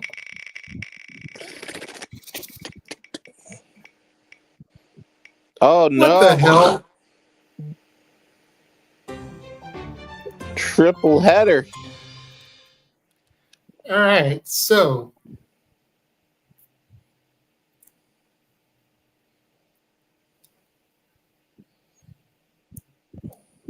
We'll then go to that. And now this wheel, Walter, just so you know, is all of Weird Al's albums. So whatever album comes up, you get to pick a song off that album. Okay. Again, me and James have already sang 6 songs. A couple of the greatest hits have already been done, like another one, Rides the Bus and Amish Paradise. We've also done some more obscure songs, like The Night Santa Went Crazy and Skipper Dan. So just let me know what song you want to do, and I'll let you know if it's already been done or not, depending on what album comes up. As far as panel's choice, I know James wants to sing, but I feel like we got to knock Noah with one, like, as soon as he gets here. So I just got a notification. He is way too tired and he's going to bed. So he said we all can have the monies, he says. And to be fair, he has, in fact, I think since we started these things, like back in the open mic night days, has shown up to like every single one of these karaoke. So I think with the exception of one, no, that was one he actually enjoyed. Never mind. That's what I'm confusing that with. So yeah, no, he's shown up to every single one. So I mean, I'm fine with more money. Fuck. Yeah. So okay. So the panel's choice then will go to James. Hi, it's me.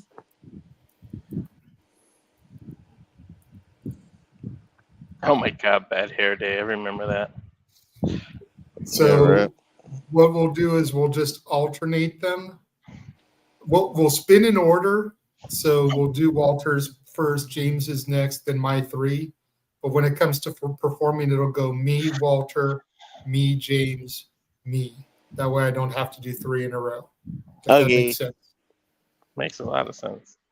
So first spin, Walter gets to pick a song from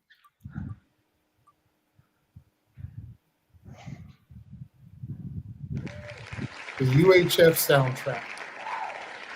That has not come up yet, so you're pretty much free and clear.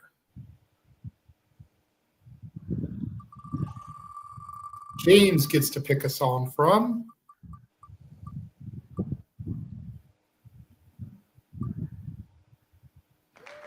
Off the Deep End. Okay. I know which song I would choose if I had that one, but I don't. At least not yet. So my first song is going to be from Off the Deep End.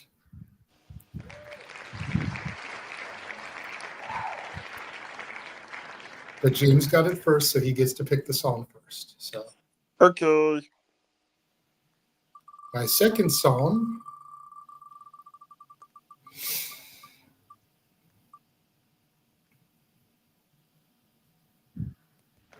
Running with Scissors.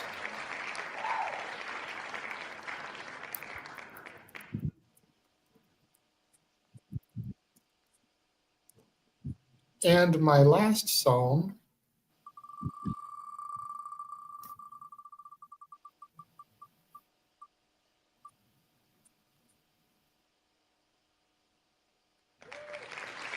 comes from Bad Hair Day. Why did Running with Scissors disappear?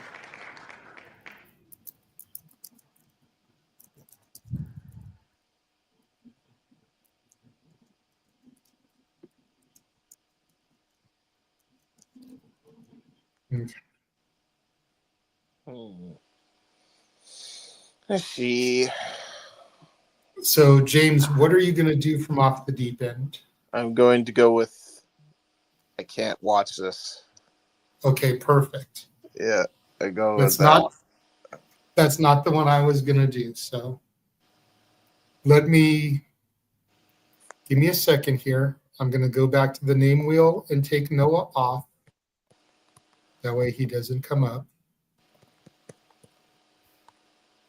Then I need to get the lyrics for my song up.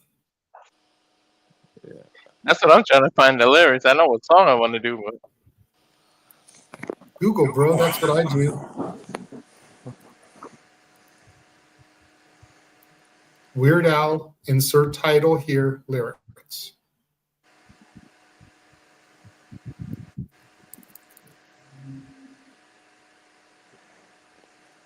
All right. James, you've been doing the pleasure of introducing me, so I will go ahead and let you do it again, good sir. Yes. It's probably the most well-known song from Off the Deep End. I'm going to do Smells Like Nirvana. Yeah, sounds about right. So Emmanuel, hold on. So Emmanuel, let Arlene know 15 to 5 to James. Yes. So I don't know if I cut out or if everybody else cut out. I don't know. But Okay, yes. I'll just say it again because maybe it was me that froze for a second. So Emmanuel, let Arlene know 15 to me, 5 to Walter, 5 to James. Yes. Thank you much. Go ahead. Alrighty. So here to sing Smells Like Nirvana. Here is the Renegade, J.J. Williams.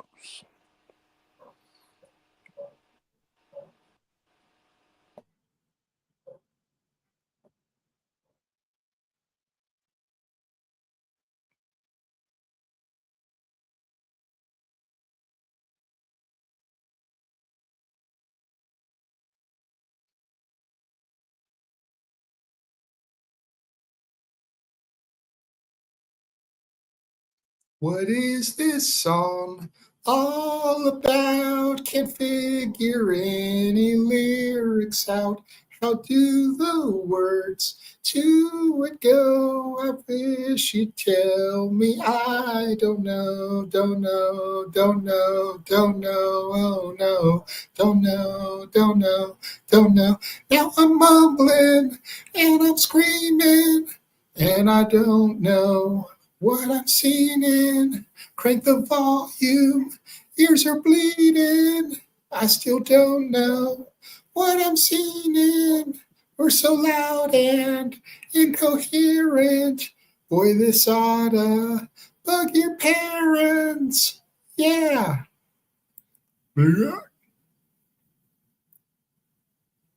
Hi. It's unintelligible. I just can't get it through my skull. It's hard to bar gnarled vowels with all these marbles in my mouth. Don't know, don't know, don't know, oh no. Don't know, don't know, don't know. Well, we don't sound like Madonna. Here we are now. We're Nirvana. Sing distinctly. We don't wanna buy our album.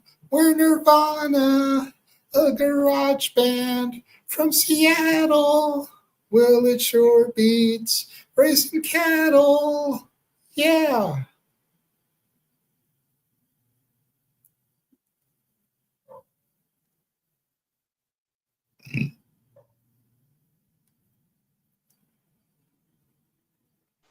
Yay! Very well done.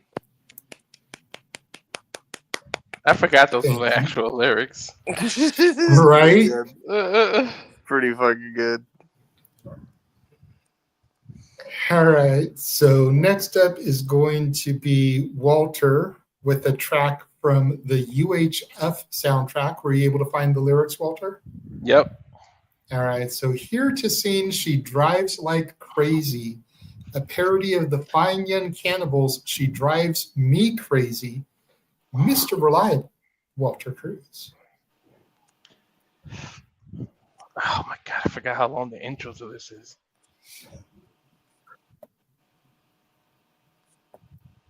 When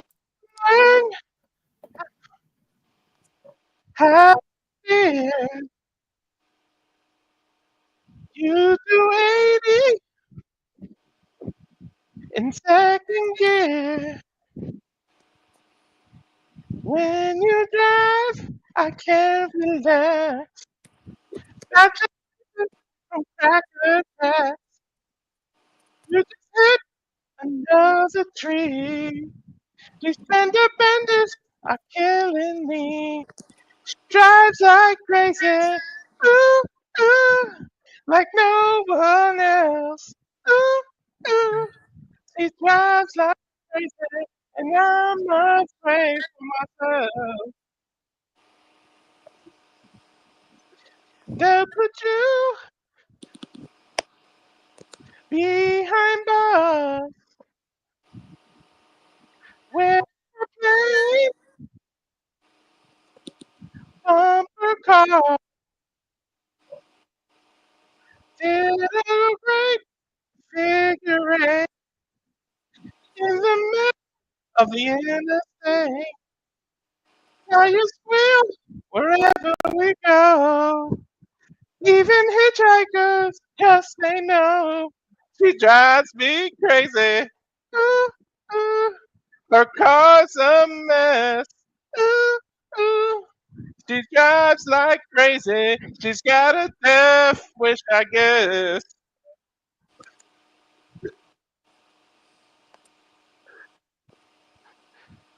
It's hard to keep that high note. I mean that falsetto thing up. Fair enough. I can believe it. Good job, Walter. Good job. All right. So it is up to me again. Yes. For my song from Running with Scissors. And again, I'm not going to take the obvious one here. I'm going to sing my personal favorite from this album. It is called Ode to a Superhero. And it is a parody of Billy Joel's Piano Man. Now, traditionally here lately, I've been giving you 2 verses. I'm actually going to give 3 because the third verse is my favorite verse. So hang tight with me, everybody. Little something extra for Arlene Dominguez since she is giving me 15 of these dollars. Mm-hmm.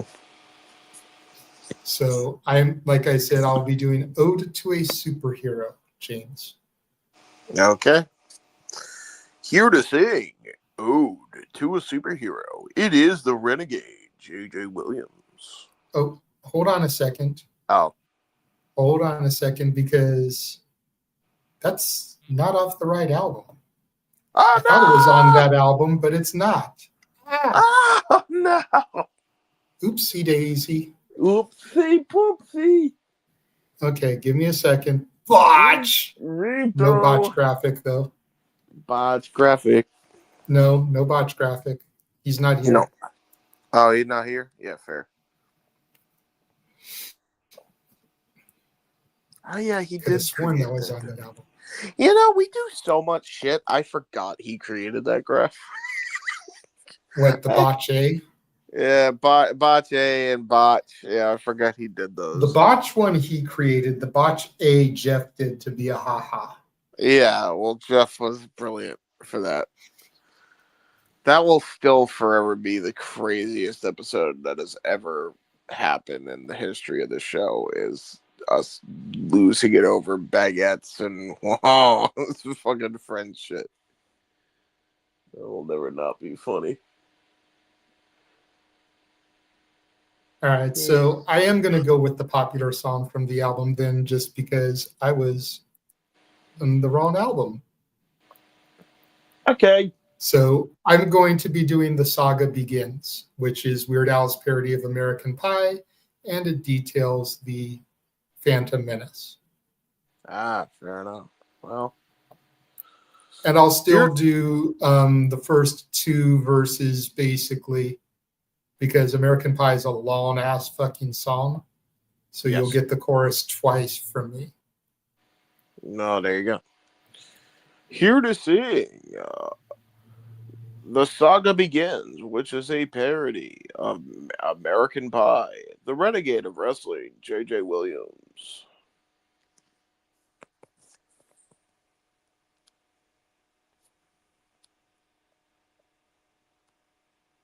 Long, long time ago, In a galaxy far away, Naboo was under an attack. And I thought me and Qui-Gon Jinn could talk the Federation into maybe cutting them a little slack. But their response, it didn't thrill us. They locked the doors and tried to kill us. We escaped from that gas and met Jar Jar and Boss Nass. We took a bongo from the scene and we went to Theed to see the Queen. We all wound up on Tatooine. That's where we found this boy.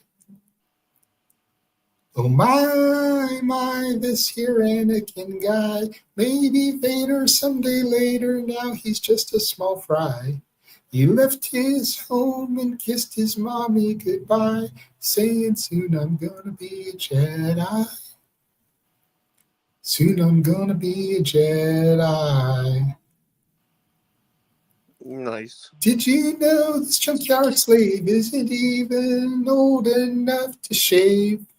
But he can use the Force, they say. Do you see him hitting on the Queen, though he's just 9 and she's 14? Yeah, he's probably gonna marry her someday. Now I know he built C-3PO, and I've heard how fast his pod can go. And we were broke, it's true.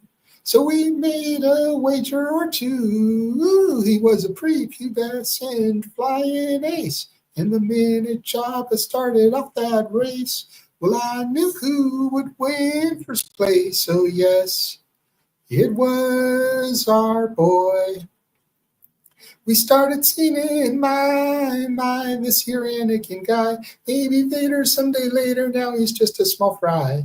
He left his home and kissed his mommy goodbye, saying soon I'm gonna be a Jedi. Soon I'm gonna be a Jedi. Thank you. Yes. Sheesh. Damn, Walter's gone. I scared him away. Walter did go away. That's cold-blooded. And I am ready. All right, James, what song are you doing from Off the Deep End? I am doing Can't Watch This. That is right. Okay, so here to sing I Can't Watch This. Weird Al's parody of MC Hammer's You Can't Touch This. Are we doing a goofy voice or are we just doing straight up James? We are doing straight up James. James Hebert, everybody. Yes, here it is. I can't watch this. Do do do do do do do do. Can't watch this. Do do do do do do do. Can't watch this. Do do do do do do do. Can't watch this. Do do do do do. My TV makes me so bored. Makes me say, oh my Lord, what is this garbage here? When I cover my eyes and plug my ears, it sucks. And that's no lie. It's about as much fun as watching paint dry. Lowers my IQ one notch, and that's the reason why I can't watch this. Do do do do do do do. I told you, homeboy, I can't watch this. Do do do do do do do. Can't watch this, dude. It's trash. Poke my eyes out, man. Can't watch this, dude. Yo, give me the remote control. I can't watch this. Oh no, no, no, no, no, no, no, no, no, no, no, no. No, no, no, no, no, no, no, no, no, no, no, no. I can't watch this. Should I do another verse? I think it's fun. I think it's fun the way it is. That was good, James. Thank you. Thank you. That is pretty fucking funny. Dude, it literally Weird Al Yankovic just talked about the IWC.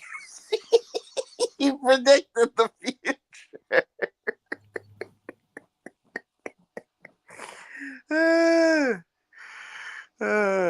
Sorry, I saw an opportunity. Had to hit the home run.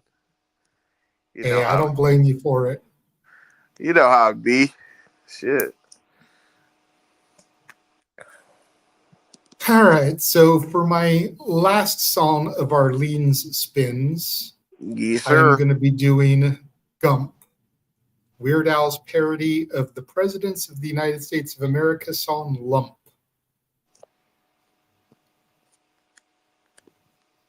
All right. Is it called Lump or? No, it's called Gump, like Forrest Gump. Oh, yes. Okay. This one's dedicated to Jenny. Here's to sing Gump, the renegade of wrestling, J.J. Williams. Gump sat alone on a bench in the park.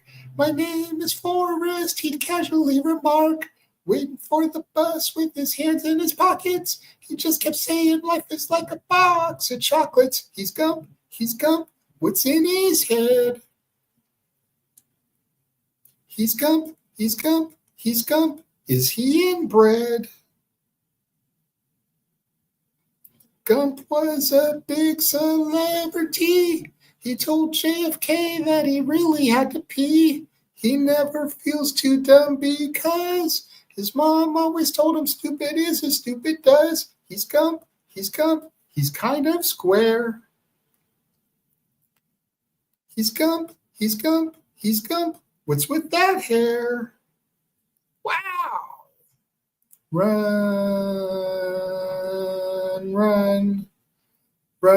now Forrest, run like the wind now, run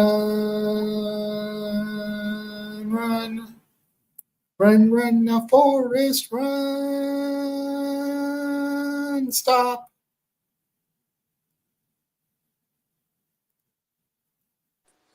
You ever think Paul London and Brian Kendrick entrance was inspired by Forrest Gump? Possibly. Yes, very, very nice. Very nice, JJ. Very nice. Life is like a box of chocolates. You'll never know what you're going to get.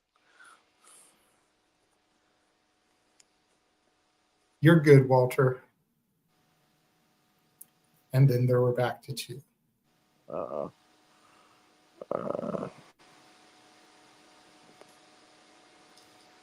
So apparently something happened with Walter's dog. He got out. Oh, no. He said that he'll sing whatever he needs to at the start of the next Shenanigans. Shit. Oof. Well. Is fine because the next 10 spins we're going to be doing are manual spins, and he already told us he was going to have to pay us next week anyway. Yeah, it works out. So even though we're going to go ahead and sing his songs because that's what we do around to these parts, at least Walter will be singing closer to when he actually gets paid. So yes. That's a bummer, though. We went from 4 to 3 to 2, from 2 to 3 to should have been 4 to 3 to 2. So it is what it is. Feels like it's Muppets karaoke night. Yeah, a little bit. I mean, to be fair, we didn't expect the pay-per-view to go goddamn long, and Walter didn't expect to have that happen to him. So shit, yeah. No, I know. Life be lifing. All right, so we'll do the next 5 spins of the first 5 spins of a manual. Yes.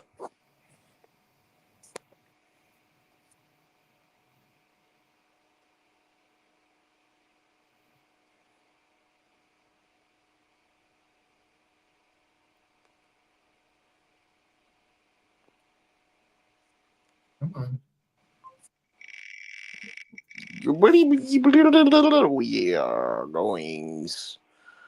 We are goings. Super Chatter's choice. Well, it's up to Emmanuel. You have such a variety to pick from. Right? Well, we'll see what happens with the rest of the wheel. Emmanuel's usually pretty fair. He'll pick whoever's name doesn't come up that much. So Yes. there's me. You. Oh, you, buddy. And I get picked by a mains, which means I get another $5.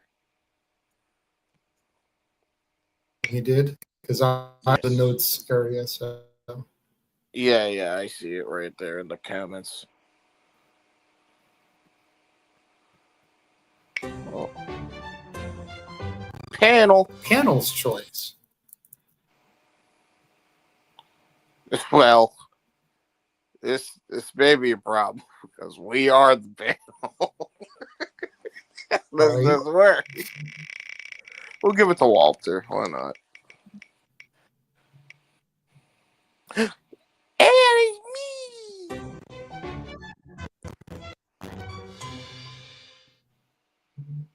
Okay. Come on. With this thing.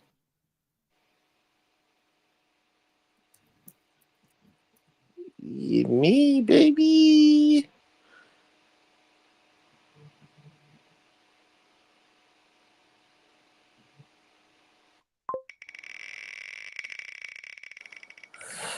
And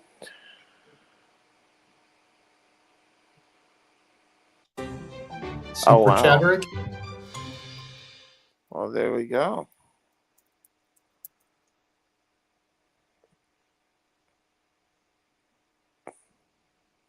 Well, there we go. So, I think we have a panel's choice. We have a super chair's choice. I got picked by the wheel. I got picked by the wheel. Yeesh. I say we give it to Walter for the panel's choice. That way he at least gets some cash despite the snafu with his with the life in. Fair enough. You know what? Let's just go ahead and do the other 5 spins.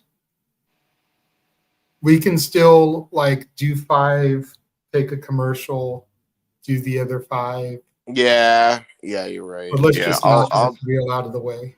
Yeah, honestly, let me put that in there. Okay, so JJ. We got James again. I'm making your money.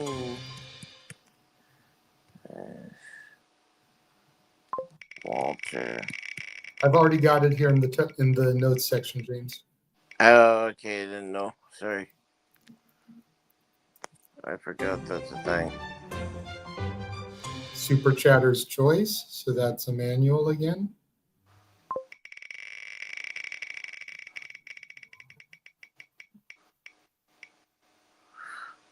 I'm making the money. The man. 2 more. Yay.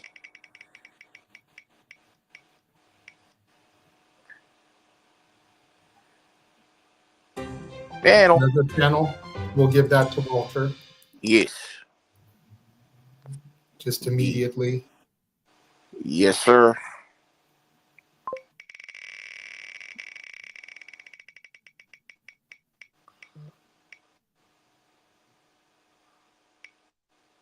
Oh. And another panel we'll give to Walter. There we go. So now Walter has 3 songs. Yes. Walter has 3. You have 4. I have 2, depending on who. Okay. He gave Super Chatter's choice to Walter. Oh, okay. So I get 3 then. So let's do it like this then. That way Walter doesn't have 2, 3. 1, 2, 3, 4, 5. 1, 2, 3, 4, 5.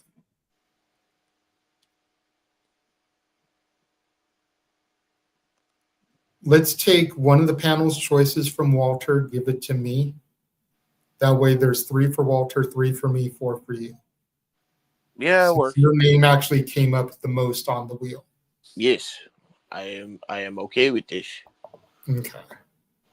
Cool. I like it.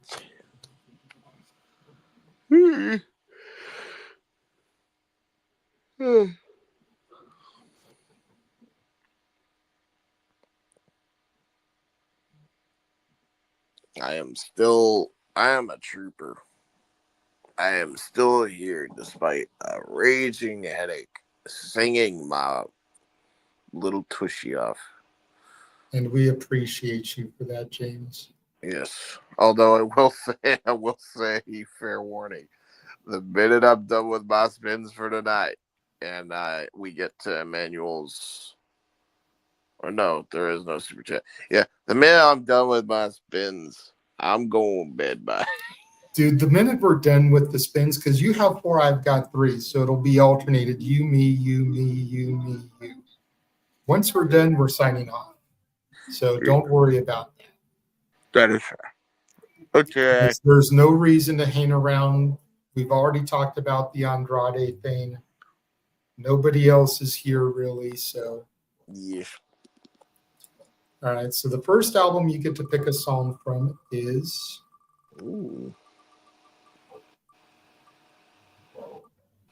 Apocalypse. Apocalypse. Okay.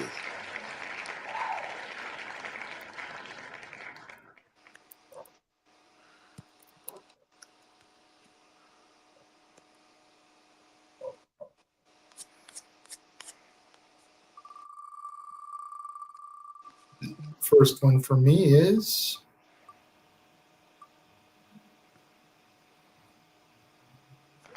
Polka Party.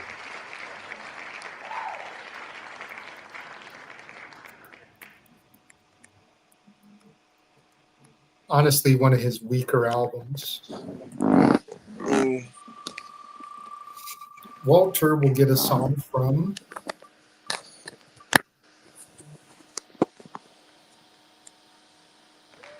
Poodle Hat.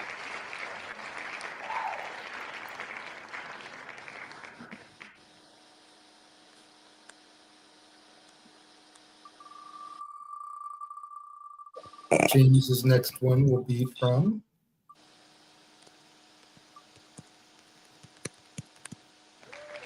Poodle Hat.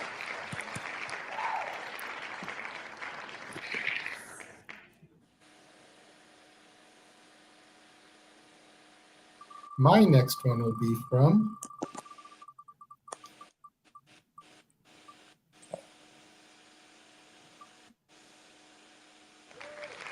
Straight Outta Lynwood.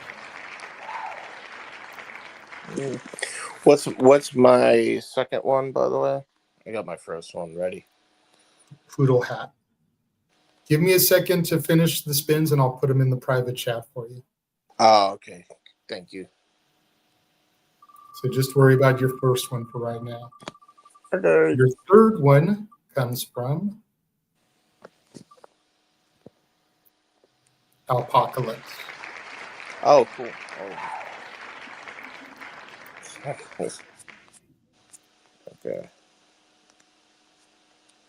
BPD. Walter's next one comes from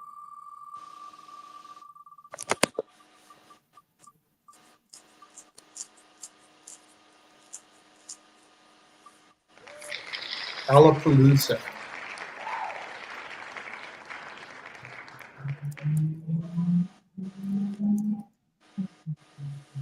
James's last one.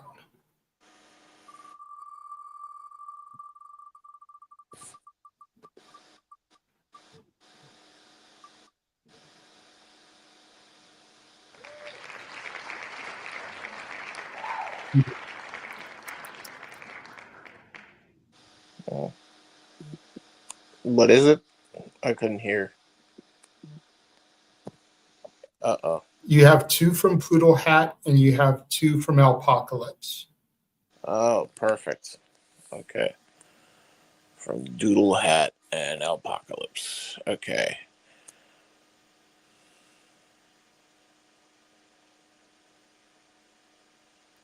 Walter's third one.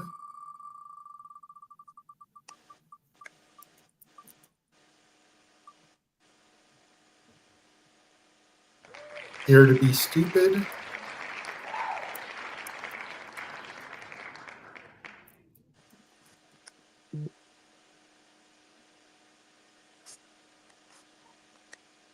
My last one.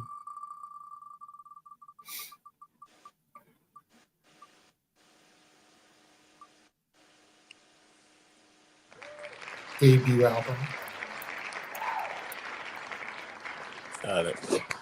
All right. All right, so. Do you still need me to put it in the private chat for you? Doodle Hat. Since you have two from both, from, and it's not Doodle Hat, it's Poodle, like the dog breed. Oh, Poodle Hat. Poodle Hat. Okay, yeah, sorry. Poodle Hat lyrics. Oh, lyrics. No, album. Thank you. I'm trying to make sure I'm not familiar. All right. 1 second here.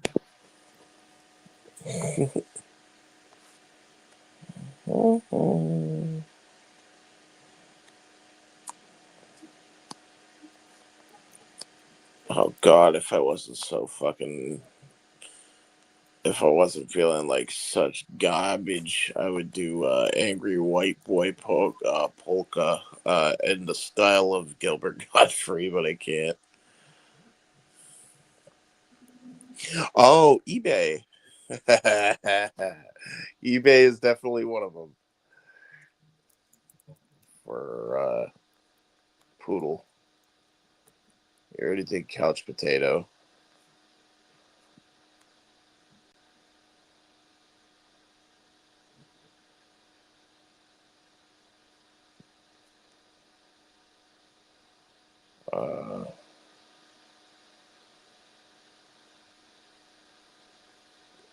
Yeah, so eBay. By the way, I have Party in the CIA and Whatever You Like as part of mine. Okay. Which one would you like to do first? I'll do Party in the CIA because it's actually probably the one song that I can sing that won't be terrible. All right. There we go. Ladies and gentlemen, here to do Weird Al's parody of Miley Cyrus, Party in the USA, Party in the CIA, James Hebert. Well, I moved out to Langley recently with a plain and simple dream. Want to infiltrate some thorough place and topple their regime. Those men in black with their matching suitcases, where everything's on a need-to-know basis. Agents that got that swagger, and everyone's cloaked and dagger. Oh, wow. Oh, yeah, and then it's supposed to repeat 2 times. Why is every lyric that I pull up not saying that? Whatever. I'm feeling nervous, but I'm really kind of wishing for another undercover mission. Oh, wait, no. Oh, it's another fucking lyric. Oh, no, I fucked it up. Hold on. I'll start again on that second part.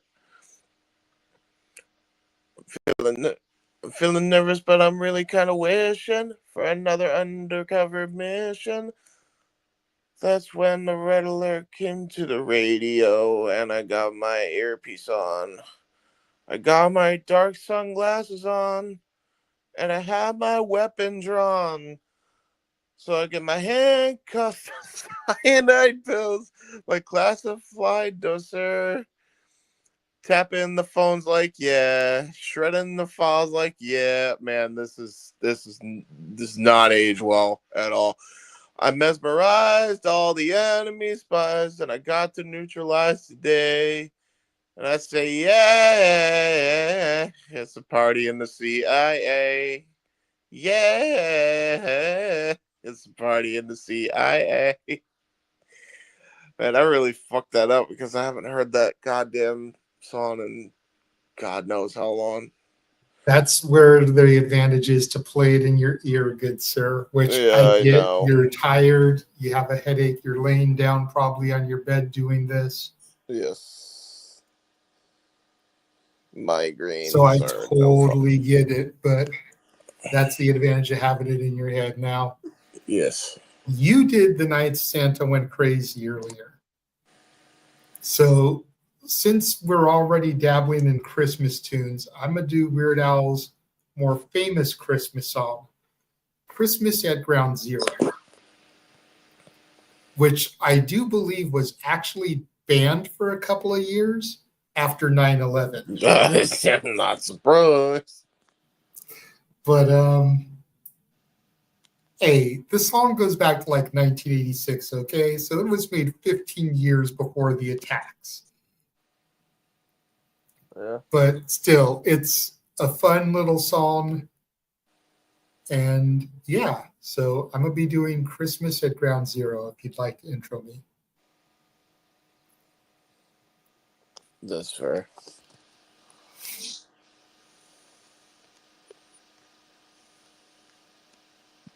No intro? Okay. Oh, sorry. My brain killing me. Repeat again. Christmas at Ground Zero. Yes, that's what it was. Here to sing Christmas at Ground Zero by Weird Al Yankovic. It is the renegade of wrestling, J.J. Williams.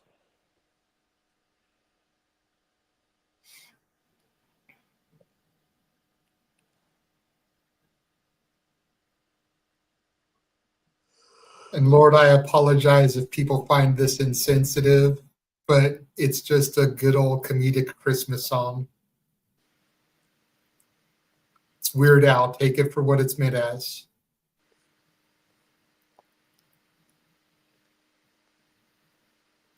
It's Christmas at Ground Zero. There's music in the air. The sleigh bells are ringing and the carolers are singing while the air raid sirens blare. It's Christmas at Ground Zero. The button has been pressed. The radio just let us know that this is not a test. Everywhere the atom bombs are dropping, it's the end of all humanity. No more time for last minute shopping. It's time to face your final destiny. It's Christmas at Ground Zero. There's panic in the crowd. We can dodge debris while we trim the tree underneath the mushroom cloud.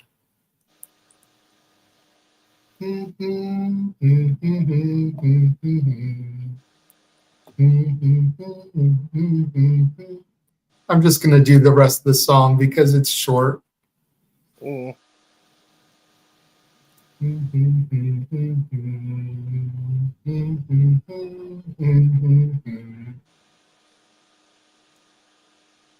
You might hear some reindeer on your rooftop or Jack Frost on your windowsill, but someone's climbing down your chimney. You better load your gun and shoot to kill. Oh, it's Christmas at Ground Zero, and if the radiation level's okay, I'll go out with you and see all the new mutations on New Year's Day. It's Christmas at Ground Zero, just seconds left to go. I'll duck and cover with my Yuletide lover underneath the mistletoe. It's Christmas at Ground Zero, now the missiles are on their way. What a crazy fluke, we're gonna get nuked on this jolly holiday. What a crazy fluke, we're gonna get nuked on this jolly holiday.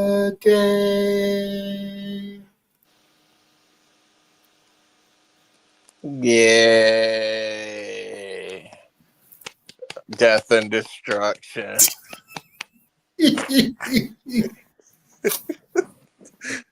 I love the implication that when Santa's coming down your chimney, you better load your gun and shoot to kill. Like, that shit cracks me up. Yeah, that's crazy, bro. That's so nuts. All All right, so are you going to move to Poodle Hat, or are you going to do your other one from Apocalypse first? Let me see.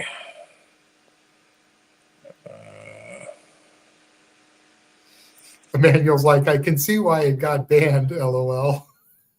Yeah, a little bit. Just a bit. Just a smidge there, folks. Wait a minute. I swear I got this from the right album, right? What the fuck? Hey. I think I got it from the wrong album. Oh, I typed in the actual song. I'm going with what I believe it's Whatever She Likes by Weird Al Yankovic. But I'm going to do it in the style of my new impression of Forrest Gump. No, it's still Whatever You Like. I don't think he changed the name of it, but it's a parody of the original version. Oh. Well, now I know.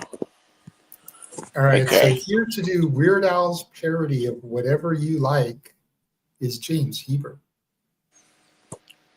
Hey, Jenny. You know our economy is in the toilet, but I'm still going to treat you right. I said you could have whatever you like if you like. I said you could have whatever you like if you like. Yeah, yeah. Whatever you like if you like. Tater tots, cold duck on ice, and we can clip coupons all night. And baby, you could have whatever you like if you like. I said you can have whatever you like if you like. Yeah, yeah. Take you out to dinner anytime you like, please, like Burger King or Mickey D's. And baby, you can have whatever you like if you like. I said you can even have the large fries. The large fries. Yeah, yeah. Baby, you can show me how I'm quite a sweet, nice guy. When I buy a bathroom tissue, always get 2-ply. Where's this 2-ply? I get 2-ply shit. I want it. You get it, my dear. I got my Costco membership card right here. Yeah, you like top ramen? Need top ramen? I got a cupboard full of them. I'll keep them coming. You want it? I got it. Go get it. Just heat it. Dump the flavors in the packets and just eat it. Pork and beans and rice and pork and beans and minute rice, and then we can play cribbage all night. I haven't heard cribbage in fucking ages. Baby, you can have whatever you like if you like. I said you can have whatever you like if you like, Jenny. Yeah, yeah. God damn it, James. I so improv that because I actually kind of sang it. I just don't know if I actually sang it the way it's supposed to be sang at all. Oh, Jesus. But hey, you can't knock me for trying. At least No. Can't Can't knock you at all. All right, well, my next one is coming straight out of Lynwood, and it's another dedication. Again, to our boy, Stat Boy Mikey, because a lot of people feel that this song is his theme song. I am going to be doing White and Nerdy, which is a parody of Chameleonaire and Crazy Bone, Riding Dirty. So I pray to God I can keep up, because Weird Al does damn good on this song. Like, you would think he literally was a rapper the way he flows on this. So I hope I can do it justice. There you go. All right. Let me just remind me of the song one more time, because my brain White and Nerdy. White Nerdy. Yeah, that's what it is. Of course it Sending is. it out to Stat Boy.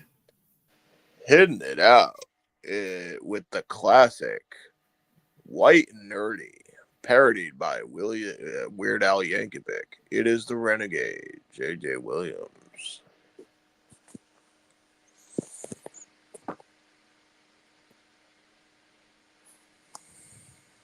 They see me mowing my front lawn.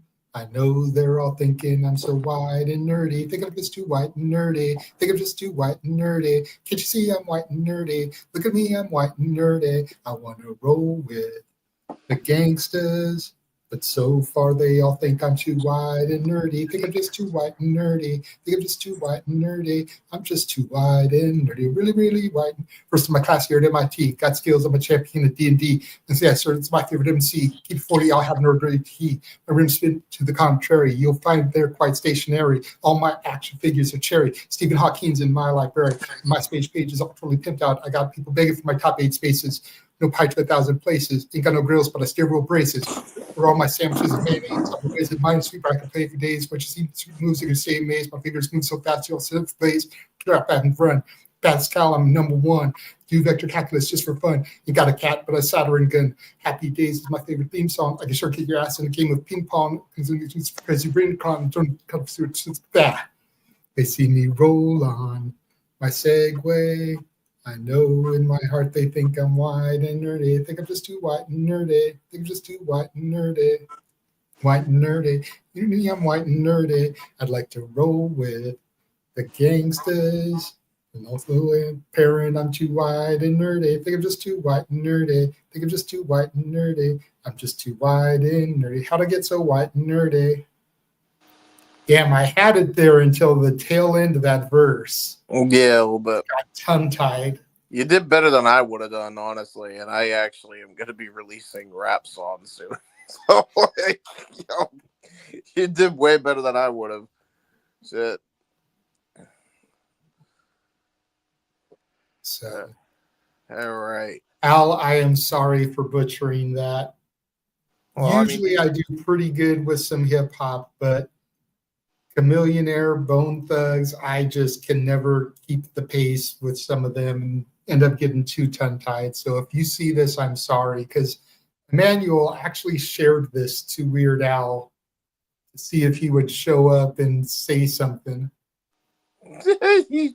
he added Weird Al of all fucking people. Well, he must have tweeted it to him and like added him. Yeah, I just shared this live stream to Weird Al. Let's see if he replies. Oh, there you go.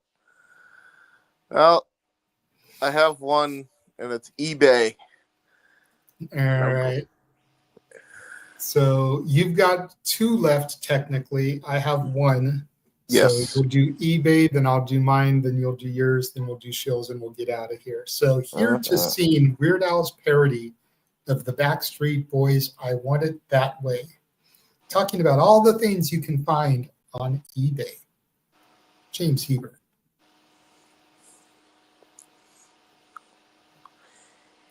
Yeah. I suck at Backstreet Boys, you know. I used pink bathrobe, a rare mint snow globe, a Smurf TV tray. I bought on eBay. My house is filled with this crap. Shows up in bubble wrap most every day. What I bought on eBay. Tell me why I need another pet rock. Tell me why I got that elf alarm clock. Tell me why I bid on Shatner's old toupee. They had it on eBay. I'll buy your knick-knack. Just check my feedback. A plus. Plus they all say they love me on eBay. Gonna buy a slightly damaged golf bag.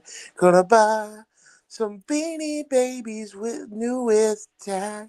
Gonna find some guy I never met in Norway.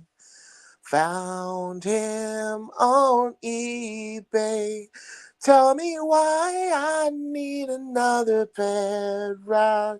Tell me why I got that elf alarm clock. Tell me why I've been on Shatner's old toupee. I bought it on eBay. Very good, James. And nowadays it's wish.com. And Timu. And Timu. Yes.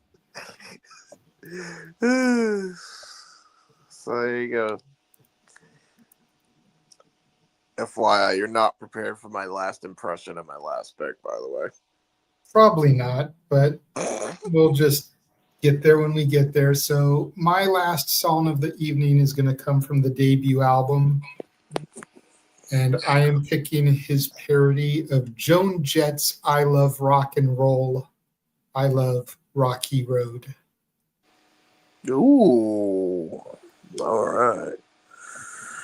Here to sing I Love Rocky Road. It is the renegade of wrestling, J.J. Williams.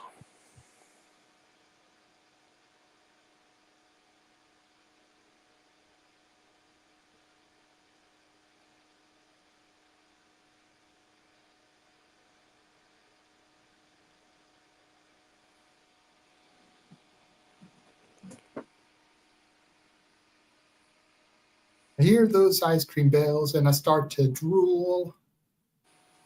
Keep a couple quarts in my locker at school. Yeah, but chocolate's getting old. Vanilla just leaves me cold. There's just one flavor good enough for me. Yeah, me.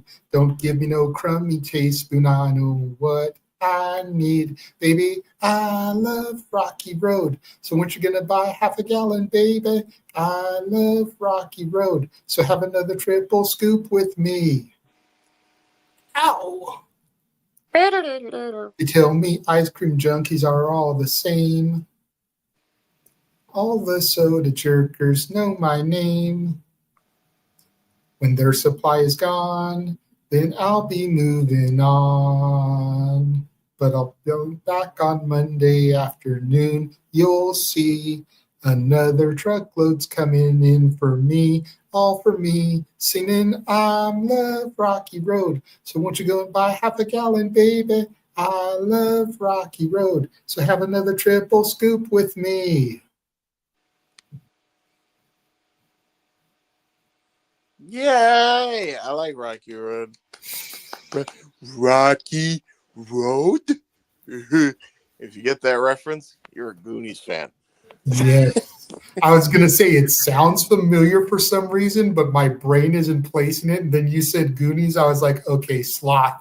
Yes, Yep. Sloth, baby. I love Goonies. Ruth. Baby Ruth. All right. So, what is the last song you're performing, and who are you performing it as? I am performing Hardware Store, which is an original song by Weird Al Yankovic, but I am narrating it as the Firestone Tires guy. Okay. So here we go. Here to do Hardware Store as the Firestone Tires guy. James Hebert. Here we go. All right. Nothing ever happens here in this town. Feel it low down. Not a lot to do around here. I thought that I would go right out of my mind until a friend of mine told me the news. He said, "Hey, you know that vacant lot right beside the gas station? Well, somebody bought it. And on that spot, they're going to build up a shop where we can go buy bolts and screws and maybe Firestone tires." Since then, I've been walking on air. I can barely brush my teeth or comb my hair. Because I'm so excited, and I really don't care. I've been waiting since last June for that day to finally arrive. And now I'm so happy. I'm so goddamn happy just to be alive. Because any minute now, I'm going to be inside. Well, I hope they open soon. I can't wait. No, I can't wait. No when. When are they going to open up that door? I'm going in. Yes, I'm going in. I'm going in now. I say I'm going in now. I'm Foghorn Leghorn now. This is literally how it reads, by the way. I'm going to the hardware store. I'm going to the hardware store. I'm going to the hardware store again. Oh yes, I'm going to the hardware store to purchase some Firestone tires. Available at your local hardware store.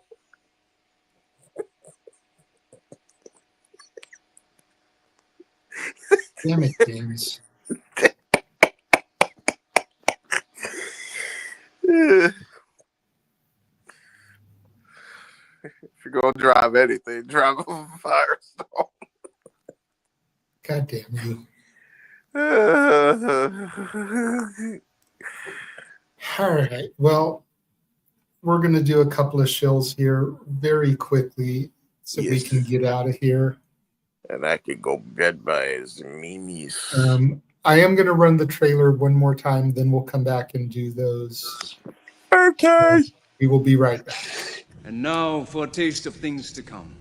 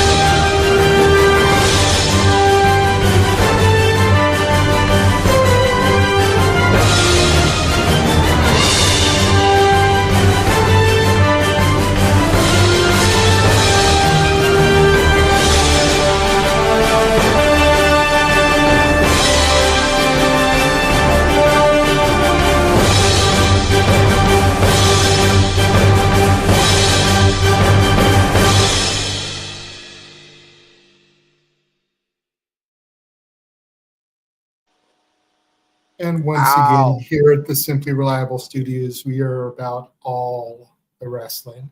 God damn it. All right. We're going to make this very, very quick this evening. We're not going to go through everybody. We're not going to hype everybody. Not to sound like an asshole, but pretty much everybody wasn't able to be here tonight. So we're just going to go through the core four real quick, and then we're going to get out of here. Yes. Shout out to the Simple Man. You can follow him on X and YouTube at nfoster1916. Dude was just exhausted after calling Wrestle Dream. Wrestle Dream didn't end until 12:30 his time. So I totally get why he didn't want to come through this evening. But make sure you follow him there. Shout out to Walter, who was with us for a little bit until he had to dip because his dog got out. Follow him and subscribe to him on Rage of Wrestling, of course. Follow him at walter.cruz.non40 at Instagram. Follow him at Walter Alex Cruz on X and Blue Sky, if Blue Sky is still a thing. Don't really know. James. You can find me on the YouTube, Instagram, and X at JHibit95 and on Facebook, James Hiba. really cruel and dumb things on the internet. Like my uncle's documentary, which I have been going nuts the whole week and a half editing part 3. It's been crazy. So yeah, go check it out. It would be greatly appreciated. Show my uncle some support because you like me. Because if you like me, you'll like my uncle. And it's corporate synergy. Thank you. Got to give a shout out to the Dominguez's, without whom we would not have sang for 21 songs. Yes. So follow Emmanuel Dominguez on Instagram at EDM7324 and follow Arlene Dominguez on Instagram at Arlene Dominguez and on X ADM73244. And then, of course, you can find me on Instagram, the Renegade JJ Williams, YouTube Casa D18 Studios, XROWJJ Williams, and Casa D18 Studio. No S on the end of the X account. That's where you'll find me participating in most of the spaces. Make sure you subscribe to the SRS and follow us on X at SR Studios 2024, where you can vote in the first annual Simply Reliable Studios Awards. First 3 polls have ended. Tag Team of the Year is currently up for vote, and I will probably be putting another poll up here in the next couple of days. So make sure you're following us on X for that, and you're voting in the poll there. Yes. Other than all of that, that's going to do it for us here for the Saturday Shenanigans this week. I do want to thank Walter for popping in and joining us for a little bit. I want to thank, again, Arlene and Emmanuel Dominguez for their donations, for supporting us as they always do here at the Simply Reliable Studios. And I want to thank all you guys that joined us and tuned in and joined in the chaos. Until next week, we will catch you guys next time.